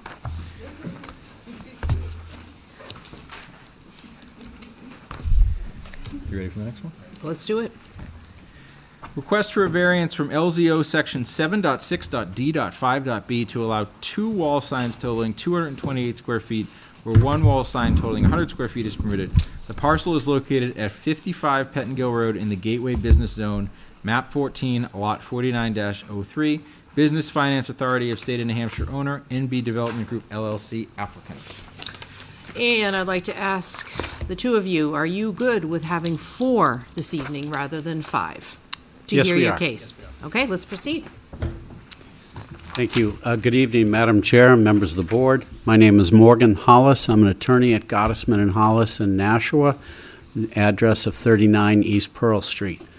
Here this evening, I'm representing the applicant, NB Development Group LLC, and the owner of the property, which is listed officially on the record as the Business Finance Authority of the State of New Hampshire. This is up in the intersection of Pettingill Road and Raymond Wazorek Drive, where the industrial park is being currently developed. For those who are somewhat interested, The reason why it's owned by the state is it's a matter of how the financing occurs. The state buys the property, owns the property for a while, and then it ultimately turns it over. That's how the funding works. But the project is under construction. If you've been up there, the It's construction. right on the corner. It is right on the corner. Okay. Right next to the EFI facility, which was built just a few years ago. And it is going to be a state-of-the-art manufacturing facility for New Balance. And we're here this evening. It's on map 14, lot 49-3. As I say, the property is Zone GB. Location is the corner of Pettingill Road and Raymond Wazorek Drive. The address of the property is currently listed at 55 Pettingill, and the access is off of Innovation Way. Innovation Way is the new road that was stubbed off of Pettingill. The application is currently permitted, the site is permitted for signs in accordance with the ordinance. There's one ground sign, and that's going to be located out front. You can see it on the picture that's on the screen. It's sort of facing the intersection itself, and it's outside of the parking area. In addition, there are two signs that are permitted, and they're indicated along the edge of the building on this particular plan that's being shown. And they're located at the entrances to the building, one showing on Raymond Wazorek Drive with a little bit of a sight distance for eastbound traffic as it makes a turn onto Pettingill off of Raymond Wazorek Drive. And the other sign is located more towards the rear of the property, but in full view of traffic on Pettingill. The reason for the two wall signs is obvious. You can have a ground sign at the corner, but you don't want to wait to the corner to have visibility as to what is at that building. And if people are looking for this state-of-the-art facility, which they will be, to come and visit, they need to have signage. This is how the signage is going to go. Currently, as I say, it's permitted for the two signs. The two wall signs are totaling 100 feet. One is 60 square feet. That's what we call sign A, facing Ray Wazorek Drive, and the other is 40 square feet, and that is facing, that's sign B, and that's sign B is facing Pettingill Road. After the layout of the building, construction was underway, and some distances could be measured from the building foundation, and just driving up there in general, it became quite clear that the size of the signs at 100 square feet total is totally inadequate and that really be hardly visible. Those plans of record, and I have enlargements just in case you can't get it back up on the screen. Oh, there it is. The distances, we have a measurement as shown on the red line on that one layout. The distance from Pettingill for sign A is 352 feet, and the distance from Ray Wazorek for sign A is 500 feet. So you can see there quite a bit of distance. Those are from the outside travel lanes measured. The distance for sign B is 262 feet. The proposal is to take sign A, which is currently 4 feet by 15 feet, equaling 60 square feet, and move it up to 4 feet by 19 feet for a total of 78.33 square feet. Sign B is going to go from 2 feet 4 inches by 15 feet, 40 square feet, up to 5 feet by 30 to be 150 square feet.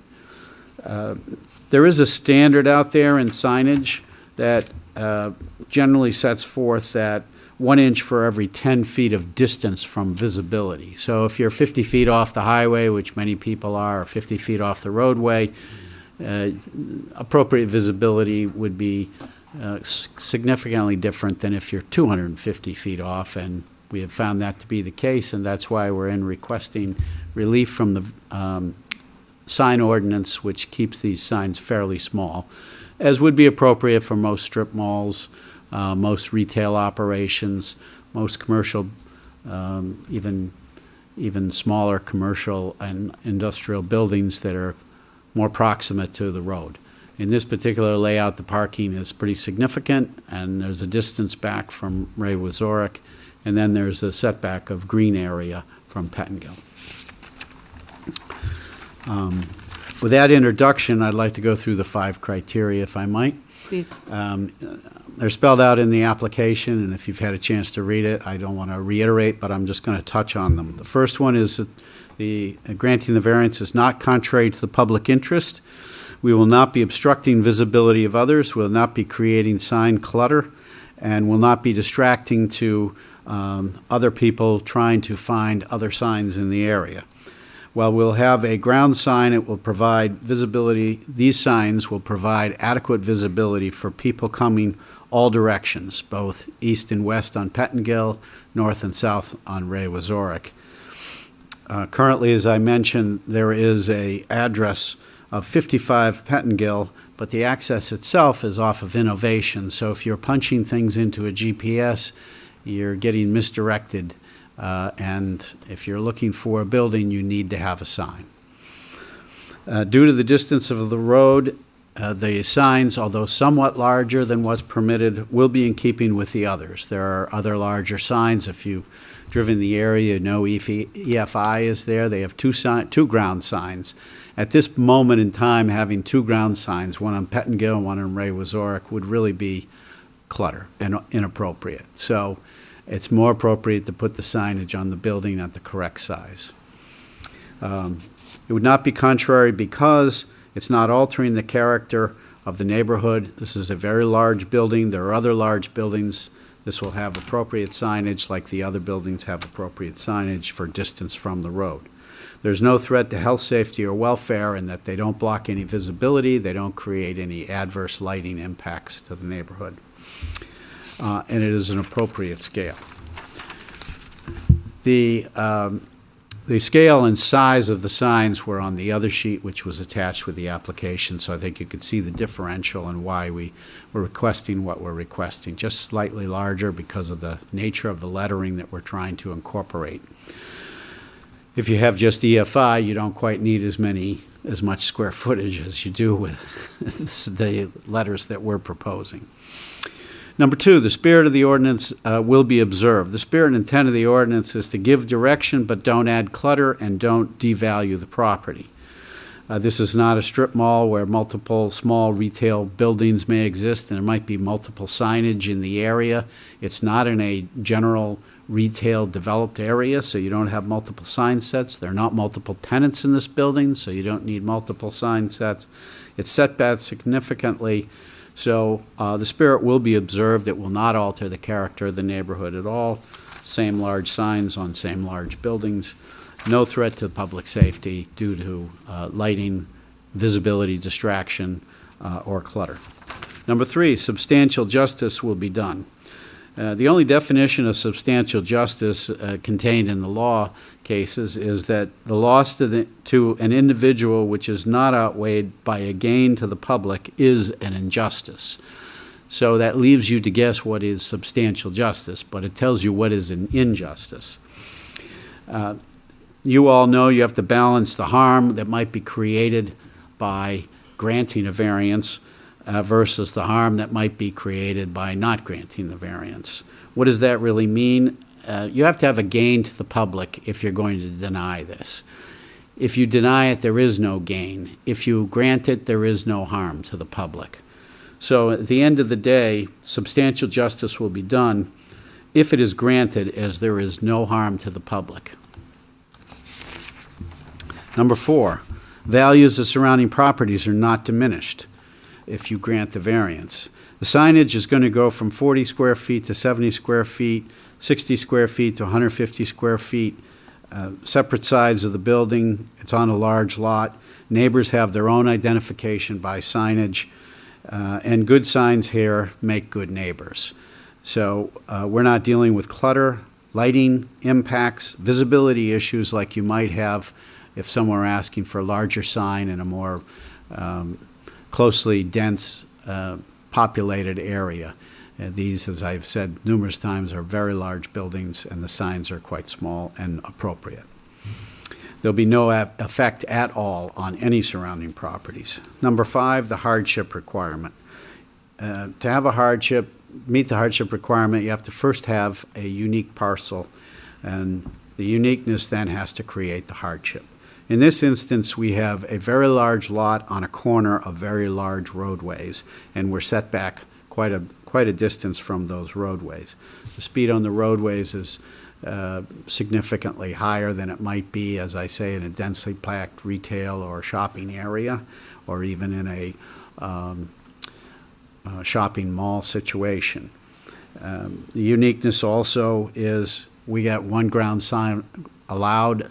No matter what the size of a building in your town, you're allowed the same size sign. One ground sign and up to 2 signs on the wall, but no greater than 100 square feet.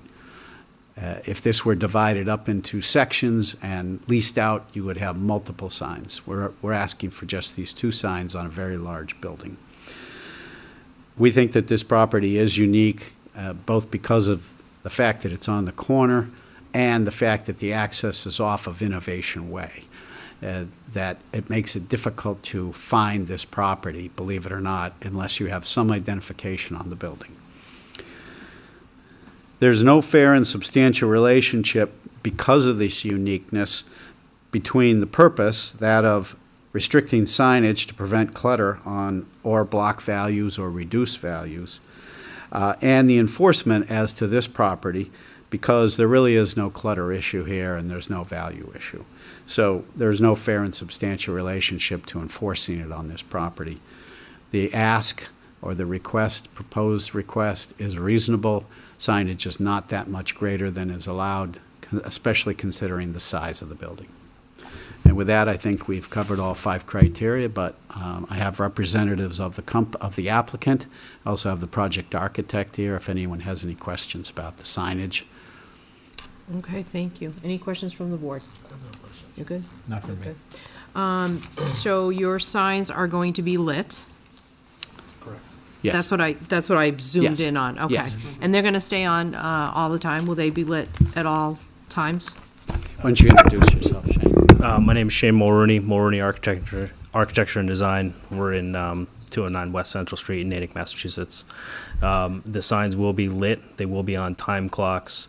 I'd have to go back to New Balance Athletics on exactly the hours of sign durations, but they will be lit. Okay. So on the plans, so you're elevated on the Ray Significantly Resorick side? Significantly Oh, elevated. totally. And those trees are gonna stay there? And I see them in your plans as well. All Yeah, so those- the trees have been generally cleared from the site, majority of them. We have started new plantings.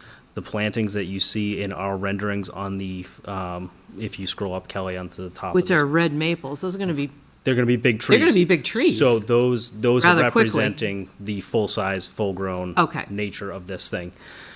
So as you're sort of coming up, the ground sign is going to be a predominant sign, and as you're coming around from other directions, having that larger sign be able to capture it and maintain the logo trademarks that are there for the size of lettering. yeah, We cause wanna you capture can't the see it entrance. from Ray Resorick. You can't. You Unless- won't be You able just to. won't be able to, so, No. okay. But the real main one is going to be Pettingill Road, which is on the future connection of roadways when they do eventually widen that road. So your point, especially in your presentation, very well put together, thank you, that the Ray Resorick is almost like expressway speeds, Yes. okay? So it's not, you know, and you're gonna have trucks, because of what you're doing in this building, you're gonna have trucks needing to see where you are. Trucks, visitors, yes. It's a little bit different than a standard just trucking depot where it's a destination, and once you get used to it, this is going to be a little bit more invitational. Because the GFIs, you're totally different from them. You We just, We are. Okay. It's an unusual spot due to the Innovation Way and the intersection. it's very unique. And for right now, until that roadway gets expanded, our access is off of Innovation Way. Exactly. But we do need a sign so that when and if that street gets widened and there is an opening and access, people will know where it is. Right, when and if. when and if, on Pettingill, because they won't see that sign out there at the intersection of Ray Wazorek. No, absolutely not. Okay. Any other comments? Okay. I'd like to, I did have one question. yes. Will you be in the future seeking a third sign on innovation or no? We were actually talking about that, and right now it's just to see how it works, because there will be minor directory signs out there, and hopefully for most of those people. Roadway signs. ones Roadway that- signs. Yeah, Those roadway signs have been approved already in the previous packet, okay. so they're already permitted. Great. That answers my question. Okay. I'd like to take it out to the audience. Anyone in favor of the applicant that would like to speak? Let the record show no one. Anyone in opposition? Let the record show no opposition. One last time to the board. We're good? Yep. We're going to close off and go into deliberations. Do we need to hash anything out? Okay, think let's so. go through. Granting the variance would or would not be contrary to the public interest because, I would say would not I agree. Agree? threaten health, safety, Or, public welfare. I agree with, for all those reasons.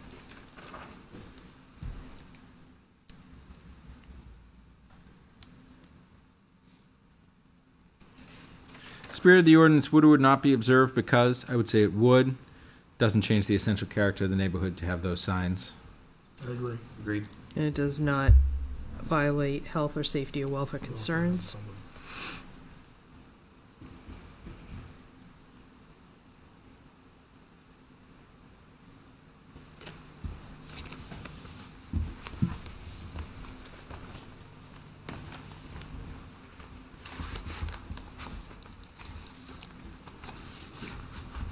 Granting the variance would or would not do substantial justice because, I would say it would. It would. Agreed. Agreed. Agreed, The loss to the applicant's greater than any gain to the public. agreed.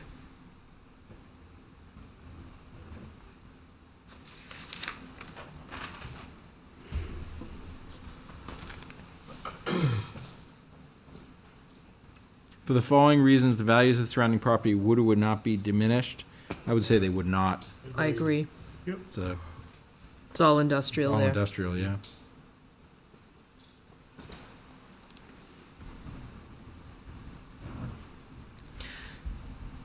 And owing to special conditions to the property that distinguishes from other properties in the area, denial of the variance would result in unnecessary hardship because there is or is not a fair and substantial relationship between the general public purpose of the ordinance provision and the specific application of that provision to the property because I would say there is not.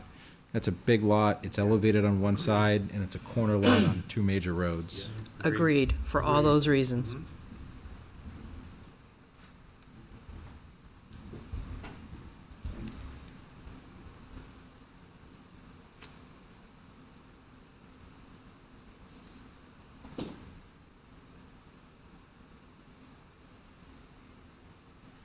Proposed use is or is not a reasonable one because, I would say is, signs are reasonable. Signs are reasonable.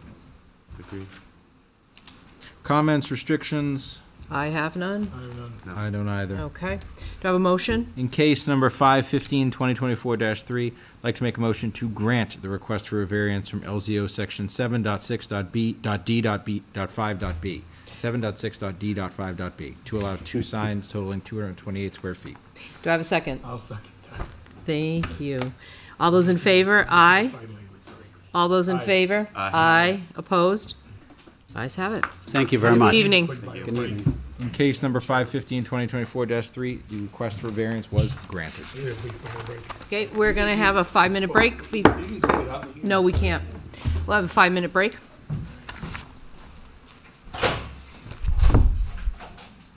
What road is being expanded or not being?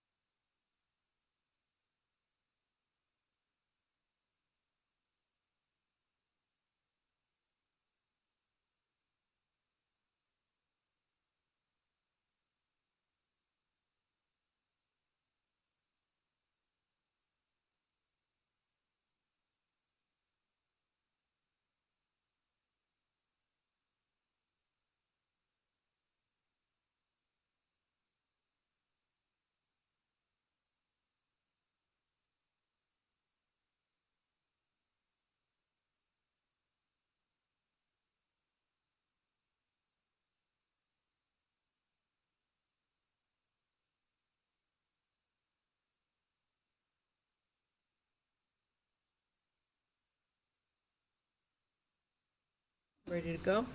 Ready when you want to rock and roll. Okay. Case number 515-2024-4, request for a variance from LZO section 4.3.3.b.2 to allow parking within the 50-foot residential buffer zone. The parcels are located at 4 Nashua Road and 6 Londonderry Road in the C2 zoning district, tax map 10, lots 118 and 121, Wyndham Realty Limited Company and Wyndham Realty LLC, owner and applicant. All right, I want to remind the board members that the next cases are all the same owners. So the first case, we are to concentrate exactly on the zoning ordinance that they are requesting, and that's what we are to look at. Can we get Okay? an overview of the full thing? And You then may, focus no, on- you may not. You may focus on case at hand. All right. Chairman, Matthew Ruth here from TF Moran. Procedurally, I don't know if it's the board's purview, but to start with, I guess, the storage lot first, as that's kind of, everything else kind of falls subsequent to that. Well, I have to go by how it's listed. So, Kelly, we can? Okay. So which are you suggesting that we look at first? 4.1.2, I think it's the last one on your list. Middle one. Dash 6. Yeah. No. The use. Case F. Yes, the use. So Oh, Which would be 4.1.2 is our case 5. Yeah. So case number 515-2024-5, a request for a variance from LZO section 4.1.2 to allow outdoor storage in the commercial 2 zone. The parcels are located at 4 Nashua Road and 6 Londonderry Road in the C2 zoning district, tax map 10, lot 118 and 121, Wyndham Realty Limited Company and Wyndham Realty LLC, owner and applicant. Please state your name for the record. Matthew Ruth here, TF Moran, 48 Constitution Drive, Bedford, New Hampshire. Thank you. And who will be presenting? I will. Okay. So what we have before you is a proposal to merge the former fireworks building lot with, it would be 4 Nashua Road, which is the current white building that formerly housed the real estate office. That part of that lot has a parking adjacent to Red's family restaurant. That lot is cut in half by the town line. So the intent would be to merge the lot on the left with the existing building, remove the building on 4 Nashua, and construct a vehicle storage lot behind the old existing fireworks building. We would also propose to maintain the small parking area that is split in half by the town line, adjacent to Red's restaurant.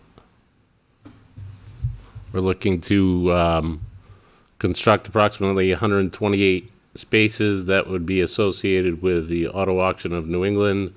It would solely be for storage of vehicles. There would be no business run out of this particular parcel. It would merely be ancillary to their business down the road.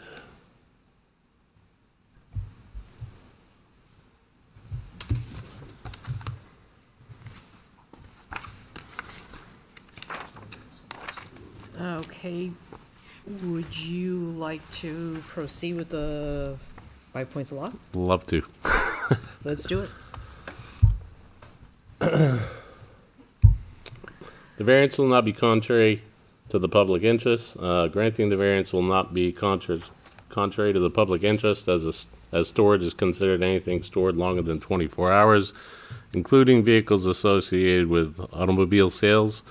Vehicle sales are an allowed use in the C2 zone, and the storage of vehicles is ancillary to the primary use. Vehicle sales and storage already exist in the C2 zone district in numerous locations, including Broadway sales at 6 Dickey Street and New England Auto Auction at 8 Action Boulevard. Therefore, a precedent of the use and storage of vehicles exists. The spirit of the ordinance observed, As vehicle sales aren't allowed use in the C2 zone, and the storage of vehicles is ancillary to the primary use, other C2 zone lots in the surrounding area contain the storage of vehicles that are associated with automobile sales.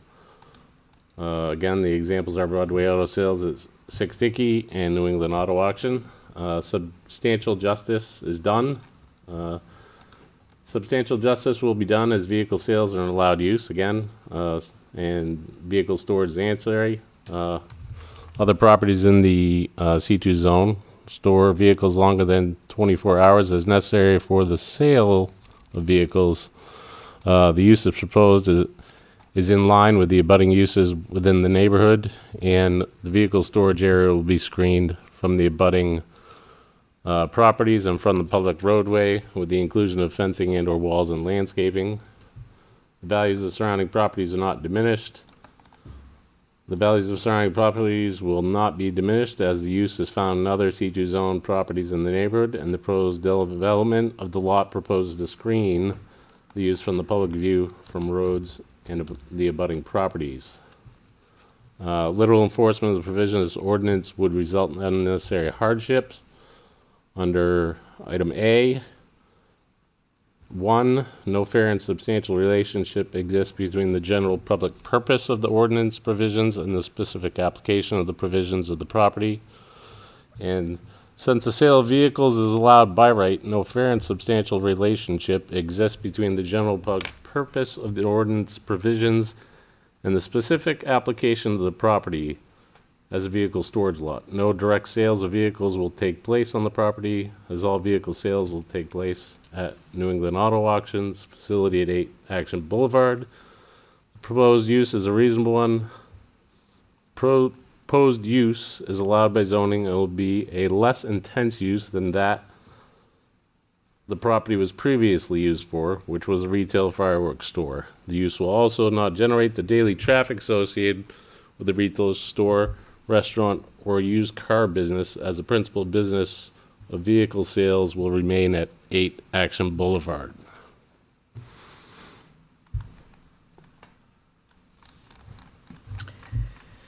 All right, thank you. Any questions from the board? I just had one operational question, I guess. So you're gonna have a bunch of cars there, you're not selling, but you're having to move them in and out, correct? This is Stephen DeLuca from Auto Auction can answer that. Yeah, so we used to have a lot that we just lost right next to the Deja Vu building. It was a storage lot that we had there. And so we're looking to replace that. And we have certain vehicles that have to sit for various reasons for different amounts of time. Maybe, waiting on title. Some of our rental clients don't sell cars during winter months. So what we're looking to do is use this as overflow and be able to move vehicles off the main site so that we can continue operationally to have good logistical flow on the site, moving cars in and out. And this particular site, the cars would sit there for a longer period of time. And then when they're ready for sale, they would get moved over. Okay. So I guess if you were selling cars there, you would not need a variance, but because you're not selling cars and you're storing vehicles, you need a variance. Yes. I just want to get that straight. Okay. Yes. And the parking spots are doubled up or No, I triple. understand. Yeah, Okay, yeah. just like we do at the current auction Stack site. parking, et cetera. Yes. Thanks for clarifying. Yes, thank you. So Chris, the- do you have any questions? Yes. So the cars are 2 deep in each space. Yeah, it's a double stack. Yeah, they vary from 2 to 3 depending on I think some of those are 36, so they'll be butted up. Okay. What road will you be using for entry to? We are actually going to be closing off access drive that goes to the current building on Nashua Road. We'll be using the Londonderry Road entrance exit. Can you just? I don't see anywhere on the map where that it's actually going to be happening. Because I see bollards right there, and I don't see There's- any. road? So where the cursor is currently, that's the main entrance to what was the fireworks building. That'll be the entrance that'll be used. Currently, it's gated off, obviously, so no one can, just kind of congregate on the property. Okay. But the intent is put a gate between the building, at the building edge that leads to the back. So the vehicles will be stored pretty much behind the building. Behind the building. So there's going to be a building. I don't see a building either. Is there? The existing building, which So you're is going to keep the existing correct. building? Yep. Oh, okay. Yep.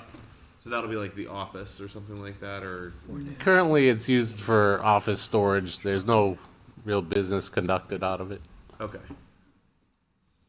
So there won't be any expected really traffic flow or anything like that Correct. to and from the slot, except for the occasional car that'll move out. Right, yeah, there's no employees based out of there or anything. Okay. And so you're not going to have access to 102 at all? Correct. Okay. Except for, there's an existing, The smaller lot, The which is smaller part lot. of one of the other. yeah. Oh, okay. Okay. Where is that?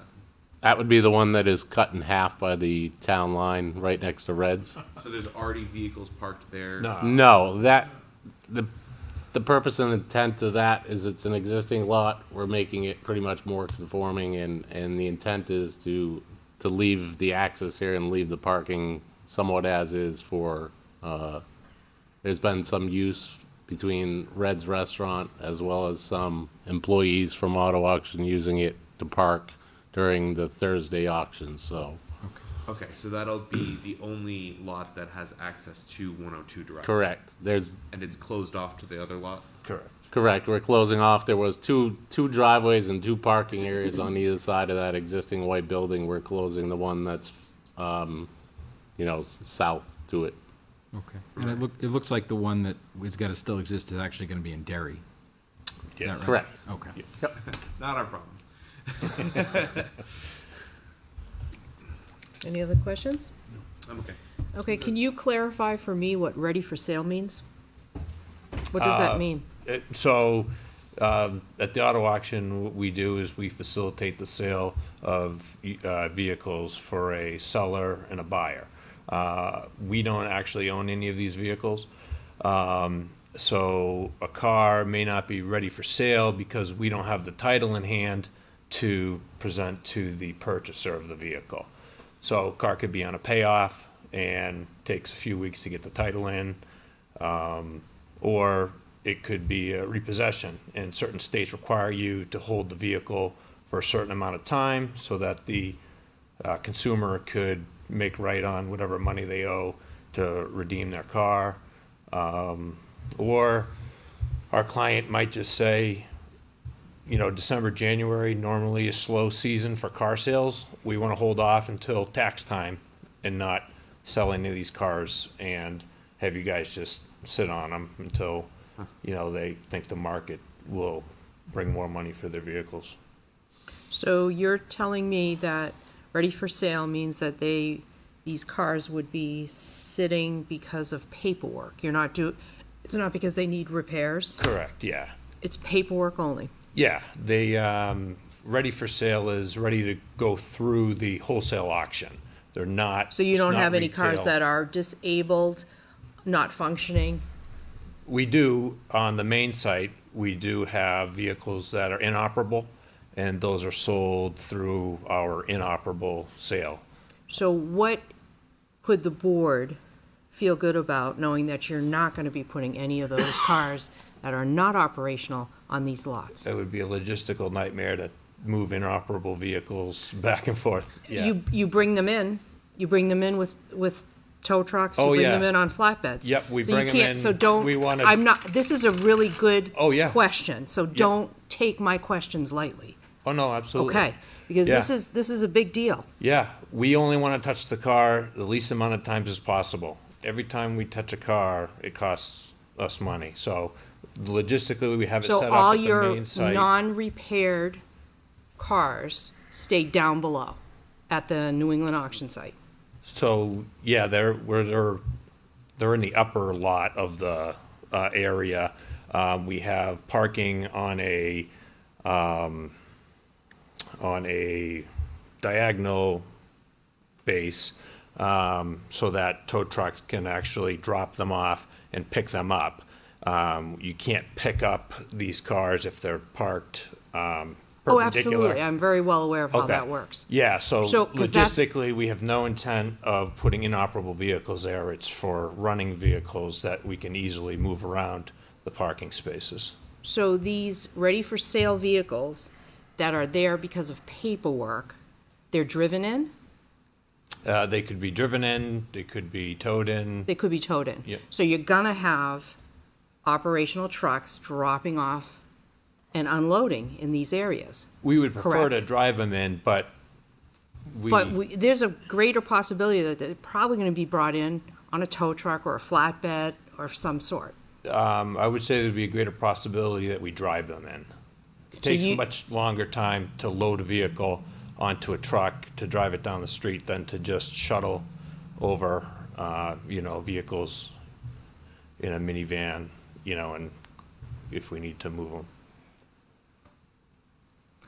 Okay. Any other questions?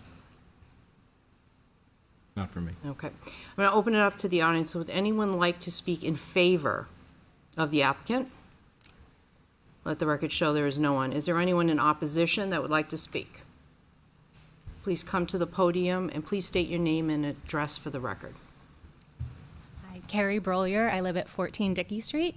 I don't necessarily have objections, more so just some clarification questions if I could. And you pose the questions to the board and then we'll have them answer. Absolutely. So one of my concerns is just, it was mentioned earlier that there's going to be fencing and walls that could be put in to make sure that you're maintaining that space between commercial and residential property. And I was wondering what that looks like, what could be expected, and what that looks like in terms of the buffer distance that will be maintained between this property and the residential properties nearby. Is that the only question you have of the applicant? I have a couple more. Go ahead. I also wanted to ask about, you had just mentioned some of the cars being moved, whether they're being towed in or driven in. If there are restrictions on the times, then that would be happening, or if we would have to expect that would be happening anytime, day or night. Okay. Any other question? My final question has to do with lighting. I didn't know if this is turned into parking spaces, if we'd expect there's going to be lights put in, flood lighting. I know there's a recent nearby property that now has flood lighting, and it has, for me personally, caused some frustration and problems. And so I wanted to make sure there was a plan for lighting that's not going to be disruptive to the residential properties. Okay. So would you like to respond to the first question from the opposing, which is walls or fencing? Sure. When we had talked about walls, we've been in discussion about, how to buffer the lot from pretty much Route 102. We've kind of had some back and forth discussion as far as, I guess, decorative wall type situation similar to what Reds has blocking their patio as a potential option, just because there's not a whole lot of grade change. So that would pretty much, if that was what we pursued, it would be pretty much only along the front portion of the property where it abuts, where it would face the public road. And then we would convert it to a fence. We intend to maintain the 30-foot buffer. That's the standard pavement parking buffer. And we'd be installing a fence. The type of fence at this point hasn't necessarily been worked out. Typically, it's a chain link with, privacy slats just because of their longevity and whatnot. So we would be maintaining that 30-foot and adding landscape in between as required. Okay. And as far as the times that you'd be in and out of these lots for this parking? It would be Monday through Friday, 8 to 5. Don't you operate on Saturdays? We're open 24/7 at the main site, but we have that's security. So we have like a guard shack, and we outsource that to a security company for vehicles being picked up over the weekend for car haulers, sold vehicles. This property wouldn't be utilized on weekends. So there would never be, you conducting business, you have an auction, and none of the cars are gonna ever be moved from those locations? On the weekends? We don't anticipate that. We don't have staff working on the weekends. How about lighting, is the last question. The anticipation would be a low-level security lighting simply because there's no active, sales taking place there or observations of vehicles. Again, it's the main intent is a storage lot. That lighting could be controlled photometrically. For security purposes? Correct. Yeah.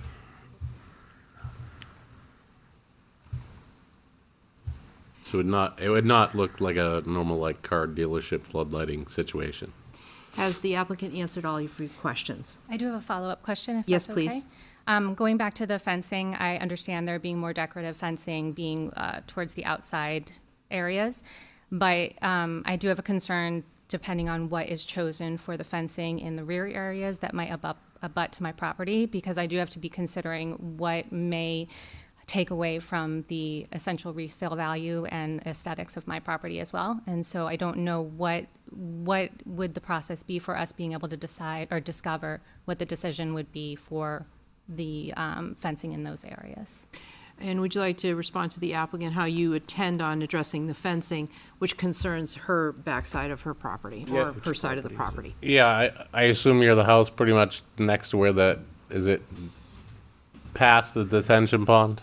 I'm actually the corner property up So- there. Yeah. In that particular case, there's more availability to deal with a more of a stockade fence simply because it's not going to get snow pushed into it. That's something we can discuss, but it will be before the planning board. So you're willing, for the record, to meet with the applicant on fencing that would affect her property? Absolutely. Any, Okay. natural buffering, whatever we need to do. Okay. Which property was it? I'm sorry. It's, the top one Right there. at the corner. Yeah, Oh, okay. so I'm Yeah. catty-corner. Yeah, absolutely. With all of our properties, we work with all the neighbors, and I apologize, I haven't met you yet. And we know most of the abutters and and everybody has been pretty much, in favor of it, and we've told them we'll work with them with, whatever landscaping, Okay. fencing, that kind of stuff, and we have a good track record in town. We're not gonna do anything against what we say, We've been here for a long time and we plan on being here in Londonderry for a long time. Okay, are all your questions answered? Yes, they were. Thank you so Okay, much. thank you. Is there anyone else in opposition that would like to speak? Okay, let the record show that there is no other further opposition. Bring it back to the board. Do we have any other questions before we go into deliberations? Anything you need to hash out? No. We're good? I think I'm okay. Okay, let's do it. This portion is now closed. We'll go into deliberations. Granting the variance would or would not be contrary to the public interest because I believe it would not. C2 districts, they could sell vehicles on this lot if they wanted to. Doesn't really affect the character of the neighborhood or health, safety, and welfare. I would agree with that. yeah, I agree with that.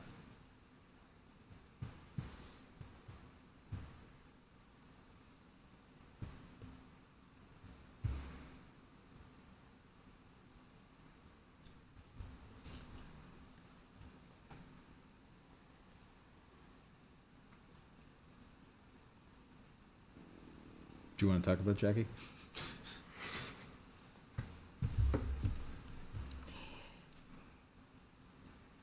Nashua Road is really busy. Yeah. It's really hard to get in and out of there.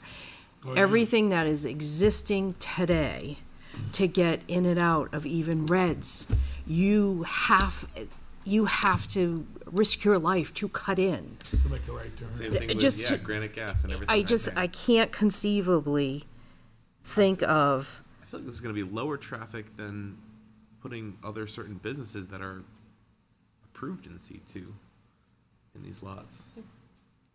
yes. Planning board would review a traffic study for this. You will. Yeah. It's required. They're also, I mean, the access is to Londonderry Road, regardless. So, yeah, it would be more potentially Well, more at Londonderry Road and Nashua Road, but that would be, again, traffic.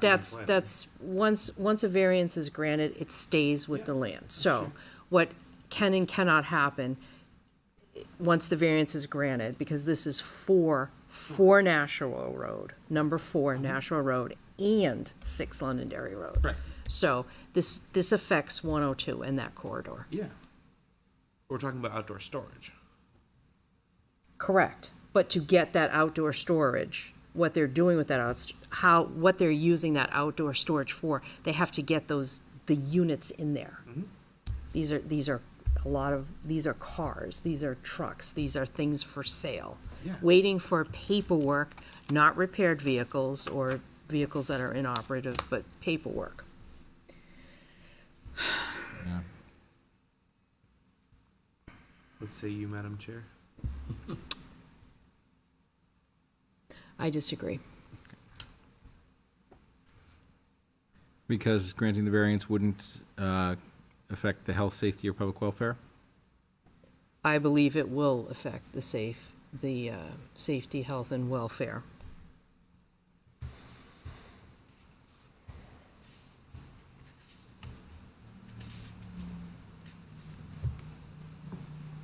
But you have 3 others that are for. Yep. Spirit of the ordinance would or would not be observed because? I would say it would. I don't think it changes the essential character of that area. I agree. I agree with that. The essential character is not changed. Right.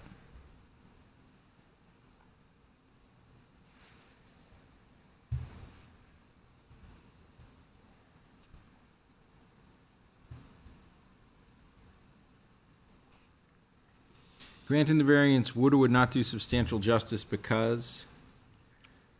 I think it would. I think it's a greater loss to the applicant. I agree. Yeah.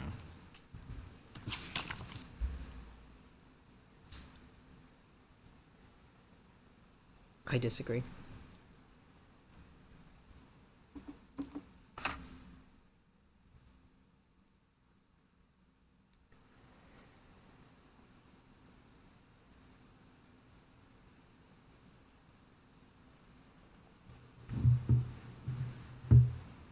For the following reasons, the values of the surrounding properties would or would not be diminished.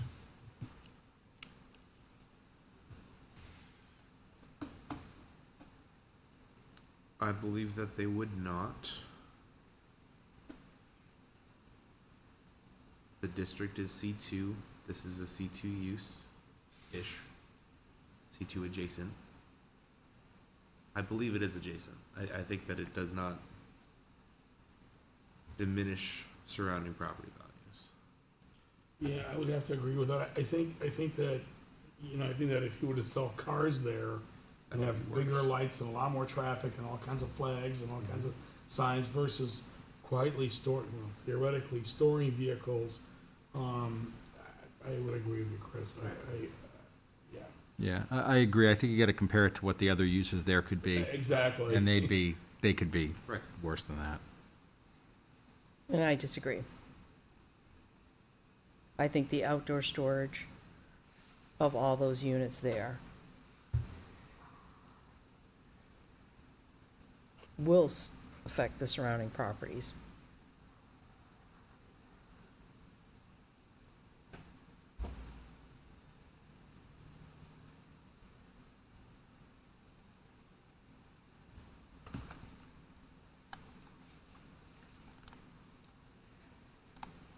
I know this isn't the discussion that we're having, but they could buy those 2 lots, or they already own those 2 lots.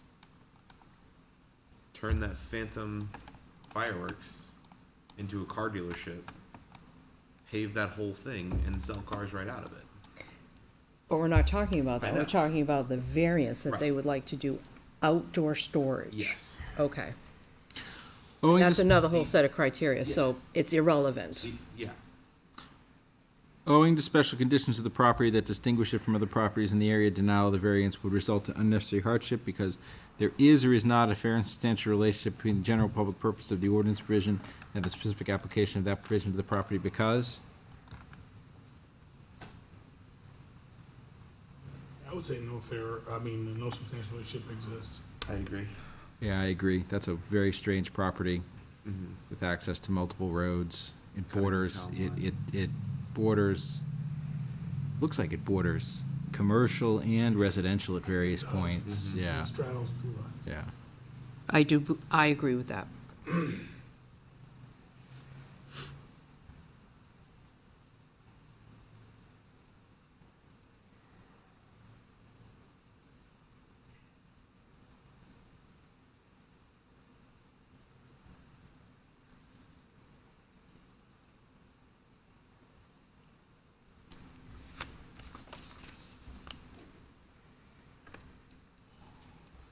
The proposed use is or is not a reasonable one because?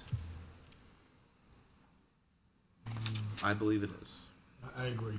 Yeah, I agree. It's because car sales are, I mean, they could, Yeah. car sales are approved in the district. It's very much in line with the district and what is currently allowed within that zone. I disagree.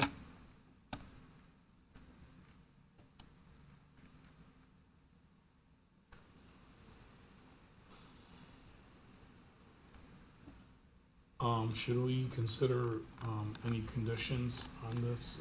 I know it goes to planning board, but, is there anything that we wanna consider?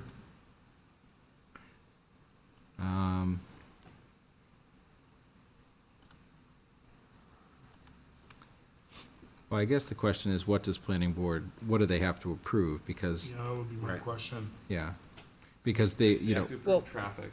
well, but my concern is more the lighting Yeah. and the fencing. Lighting. Lighting, landscape, any fencing. That's traffic. what They we have to, approved. If they it's have already to, gonna hit all of those Well, topics, then I I'm don't really, kind of okay. yeah. I would just say, In regards to allow outdoor storage. No, no, So I- this I is- know, I know. So So- that would be the condition of so the that. conditioning would be, again, if it's appropriate, no on-site sales, no disabled vehicle Right. storage. Can we say that? I don't know, that's why I'm asking. The This is a request very is unusual for case. outdoor storage, if you're granting that to be an allowable use at this point, that's the use. Correct, You don't Right. have to eliminate the other uses, you correct. just say what's permissible. Because, what the purpose? For outdoor storage? Yep. Okay.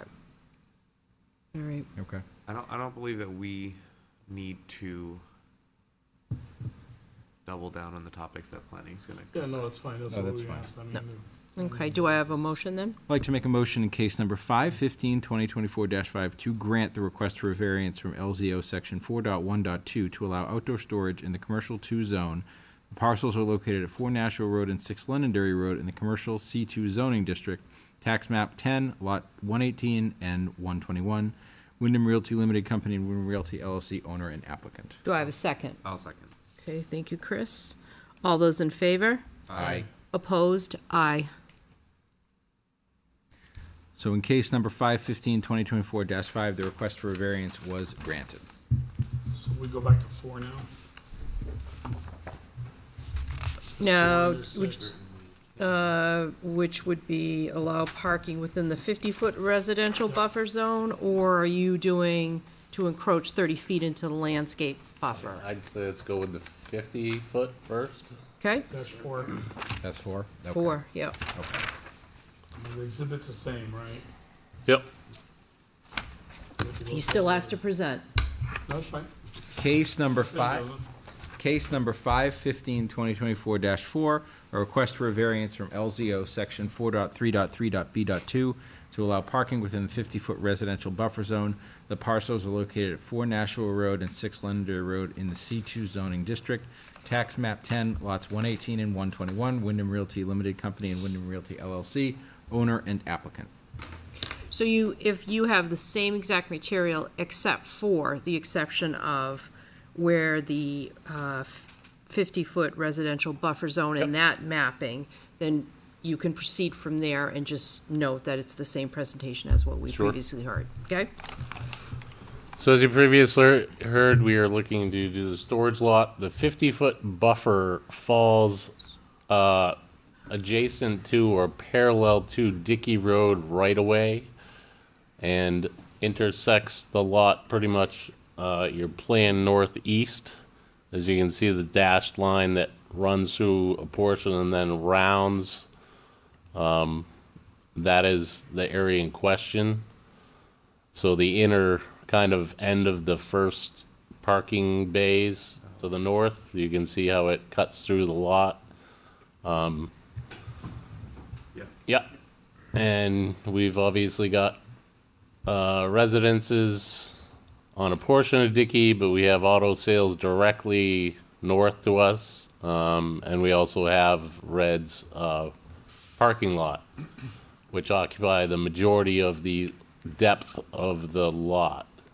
So again, most of the residences occur to the north side of Dickey Street, on the opposite side of the right-of-way, which puts us well over, the distance that's required. It's due to the, I believe it's within 200 feet, 250 feet, I think it is. 200. Which is what trips that, so it's actually the right-of-way on the south side of Dickey Street, which is where we are forced to take that measurement from. Again, the lots surrounding it are all commercial. So just for my understanding, to be clear, 200 feet from this line? Correct, you can see it labeled there. Yeah. So 200 feet from that line in towards us is what's considered for the residential buffer. Okay. Any questions from the board members? I guess I had a question. I know the fencing's planning board, I get it. Are you planning on doing any other landscaping? I mean, right now you're calling for a security fence with slats, which would lead me to believe it's a chain link with slats, but you said in a prior case that you consider something different back here, but what are you considering for what's left of the unpaved area?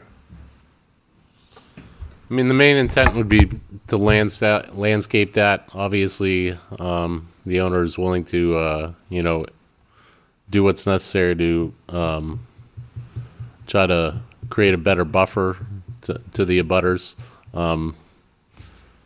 Currently, I believe the auto sales place to the north has, I think it's a stockade fence. Again, we would only typically propose chain link in an area where there's going to be snow, simply because the stockade fence will not sustain plowing. The option is, there's also the option to slide the fence inward towards us and create some landscape on the outside edge of it. So those are things that we will work through as we go through planning board. But again, the back portion of the lot at this point would be the deepest portion adjacent to the residents who spoke prior would be for stormwater. So there's more opportunity to add, obviously additional buffering over there once we do our calculations for the drainage and what we need. I mean, Red's parking lot goes pretty much here, so. Correct. Okay. Any other questions? How far into the buffer are you going? Well, the buffer is 50 feet, and we are maintaining let's see, what? 56. Yeah, so. You're going 36 feet into it? Yeah, right there. Yeah, thanks. Any other questions, Brandon? No, nothing from me, thanks. I'd like to take it out to the audience. Anyone in favor of the applicant that would like to speak? Let the record show there is anyone in opposition that would like to speak? Okay, there is no one. Take it back to the board. Any further questions? No. Okay. All right, we'll go into deliberations and we got nothing to hash out? Okay, I'm let's go good. through the 5 points. Granting the variance would or would not be contrary to the public interest because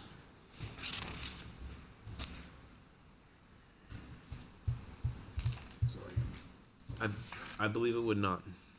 I believe with existing fencing, landscaping, things that planning is going to require.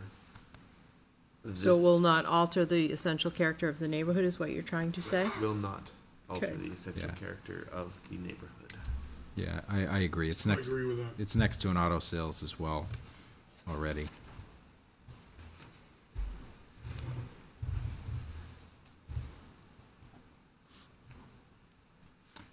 Are you gonna disagree? That's fine. Yeah, I know. I disagree. Okay, I didn't want to start writing. I know.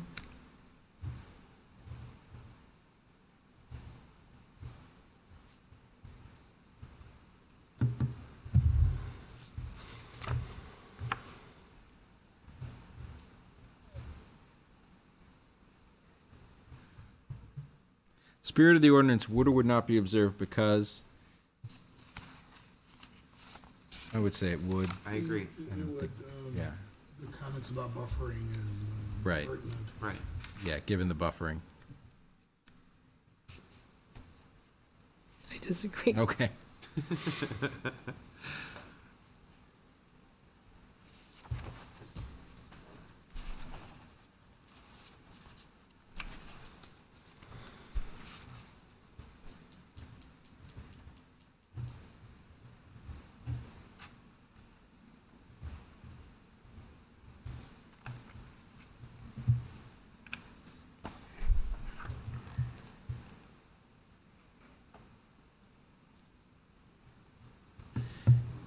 Granting the variance would or would not do substantial justice because. I think it would. I Yeah, agree. I agree. I think it would. And to point out as well that 50-foot buffer only is part of the property. Right.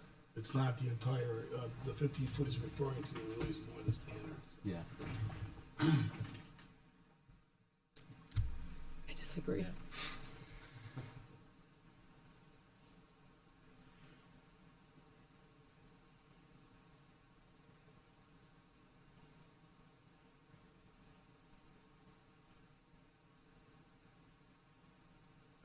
For the following reasons, the values of surrounding properties would or would not be diminished. I believe they would not. I agree. Yeah, I agree, given what's there and what else could be there. Mm-hmm. I disagree.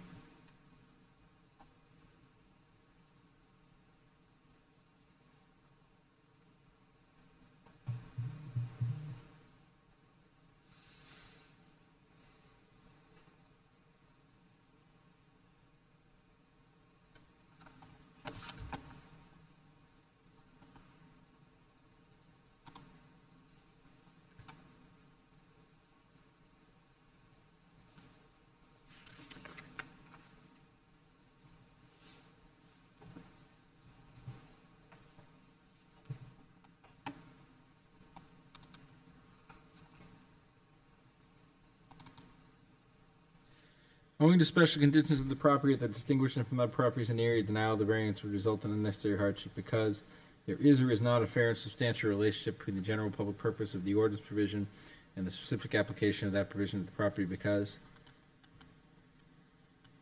I would say there is no fair and substantial relationship, I just agree. just given the setback and the surrounding properties.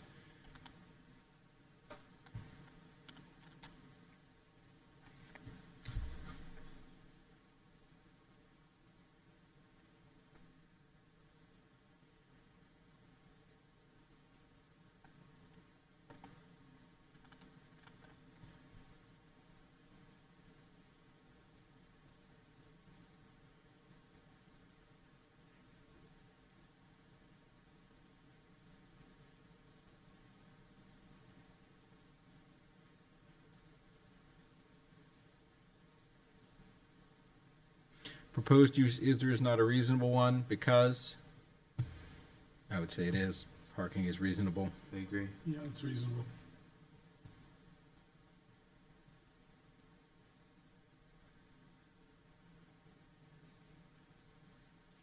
Comments, restrictions. I disagree on the last two, just so that you have it on record. I figured. I really don't, because of what was said the planning board will do. Yeah. We'll just be doubling down on that, lighting levels, photometrics, fencing, Right, that's all. buffers.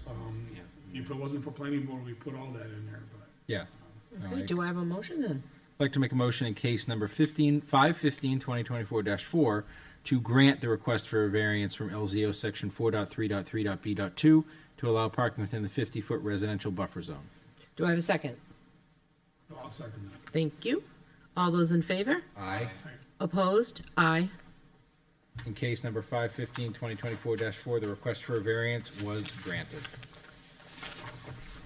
And the last one. The very last one. I can't seem to figure out where this last one is. It's 6. Yeah, it's 6, but. No, I know, but where on the map?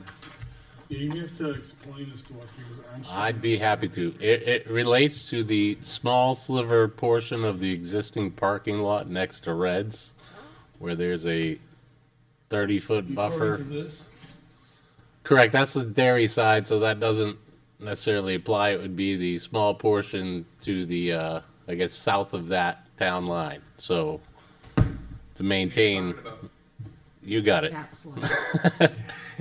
This right here? Correct. Okay. Let's run it. I really struggle when I read plans for a living. I couldn't understand what it was either. Thank you, Chris. Do you want to add any other information, or is this exactly the same as the previous two? It's the same. I would just reiterate again, they would like to maintain this parking. They use it, they've allowed Reds to use it in the past, as well as when they hold auctions on Thursdays, some of their employees will park there. Again, we've eliminated one access point to Nashua Road. And again, because this is dead ends, there's really, it's limited in nature. I believe it's a total of 10 spaces. And the one you removed is this right here, correct? Was that, where did you remove it? Pretty much underneath the hand icon. Oh, okay. Oh, there. And one It was to hard to the tell. and one to the far end, just for the fence and to create the buffer. Talking about parking spots or curb, right? You're talking about parking, correct? Yep. Parking for the last variance that you had requested, in the 30-foot landscape buffer. Yeah, allow I wasn't sure if the question related to driveway access or the parking spaces that we removed out of. Did he answer your question? Yeah, you mentioned removing a driveway, and again, the But- plan's pretty complicated. and I Yeah, the driveway don't is understand where that driveway you removed that is. driveway that we removed. If you go south, you'll see a bump in kind of the curb line on Nashua Road. It's a darker line. Oh, yeah, okay. So that, there was a separate parking access point there, and the intent is to remove that. Okay. Because On that was, Nashua Road. yeah, that was right adjacent to the gas station entrance as well, and Oh, okay. they kind of overlap one another. Yeah, gotcha. Does that create a larger setback if they remove that entranceway? Does the 30-foot setback not curve out towards the roadway if that entrance point is not there? That's from the property line. It's from the property line? Yeah, you can see the bump in the property line just Got it. adjacent to the town line. Yeah. Thank you, Kelly. Okay, any other questions of the board? Do you know the approximate encroachment? Inches, feet? I would say feet, if, Okay. To encroach 30 feet into the, No, to encroach Landscape into buffer. the 30-foot Into setback. 30. into, But it looks like, literally, it's like this sliver right It's like- it's like right there. Yeah, it's not, it's like 1 foot. To be Those honest, are 8-foot, 9-foot spaces, so it's like a foot and a half probably. roughly, if we want to split hairs. I mean, I'm just, Okay. okay. to Like be it's- honest, I'm surprised they picked it up. Right? It's that tight. Wow. And I'd like to take it out to the audience for anyone that is in favor, that would like to speak. That There is no one approaching. Is there anyone in opposition? Okay, let the record show there is no one in opposition. Any further questions of the applicant? Okay, we're going to close and go into deliberations. Granting the variance would or would not be contrary to the public interest because, I would say would not. I would say would not. I would agree with This one, there's no threat. I would agree on that. I agree on that. you. You agree with it.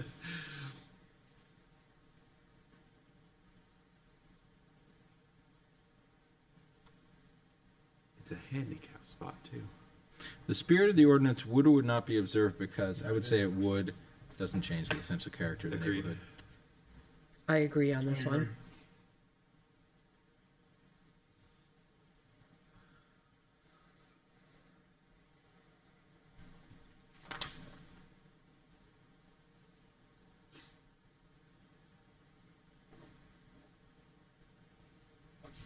Granted, the variance would or would not do substantial justice because, I would say it would.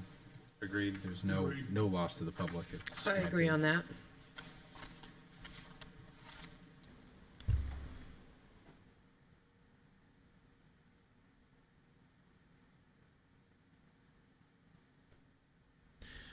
For the following reasons, values of the surrounding properties would or would not be diminished. I would say would not. I agree. Would not.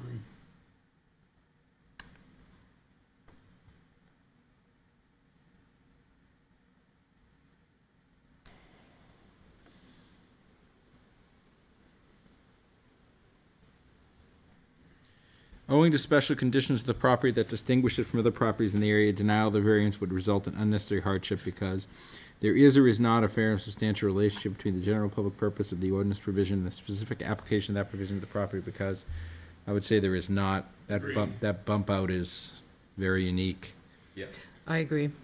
Israeli town lines is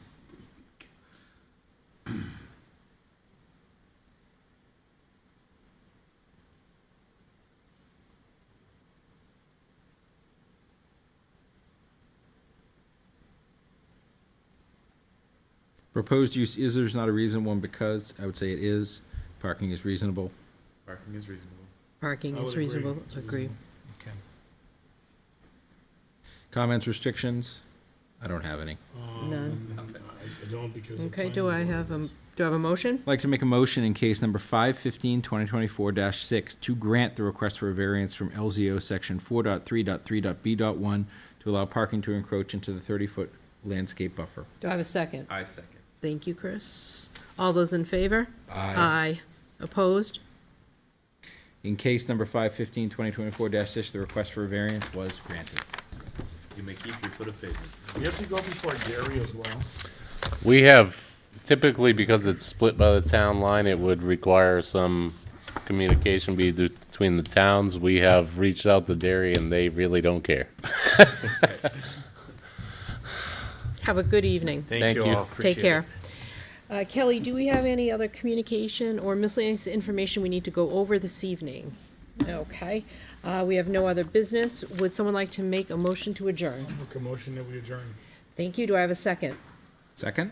All those in favor? Aye. Opposed? Ayes have it.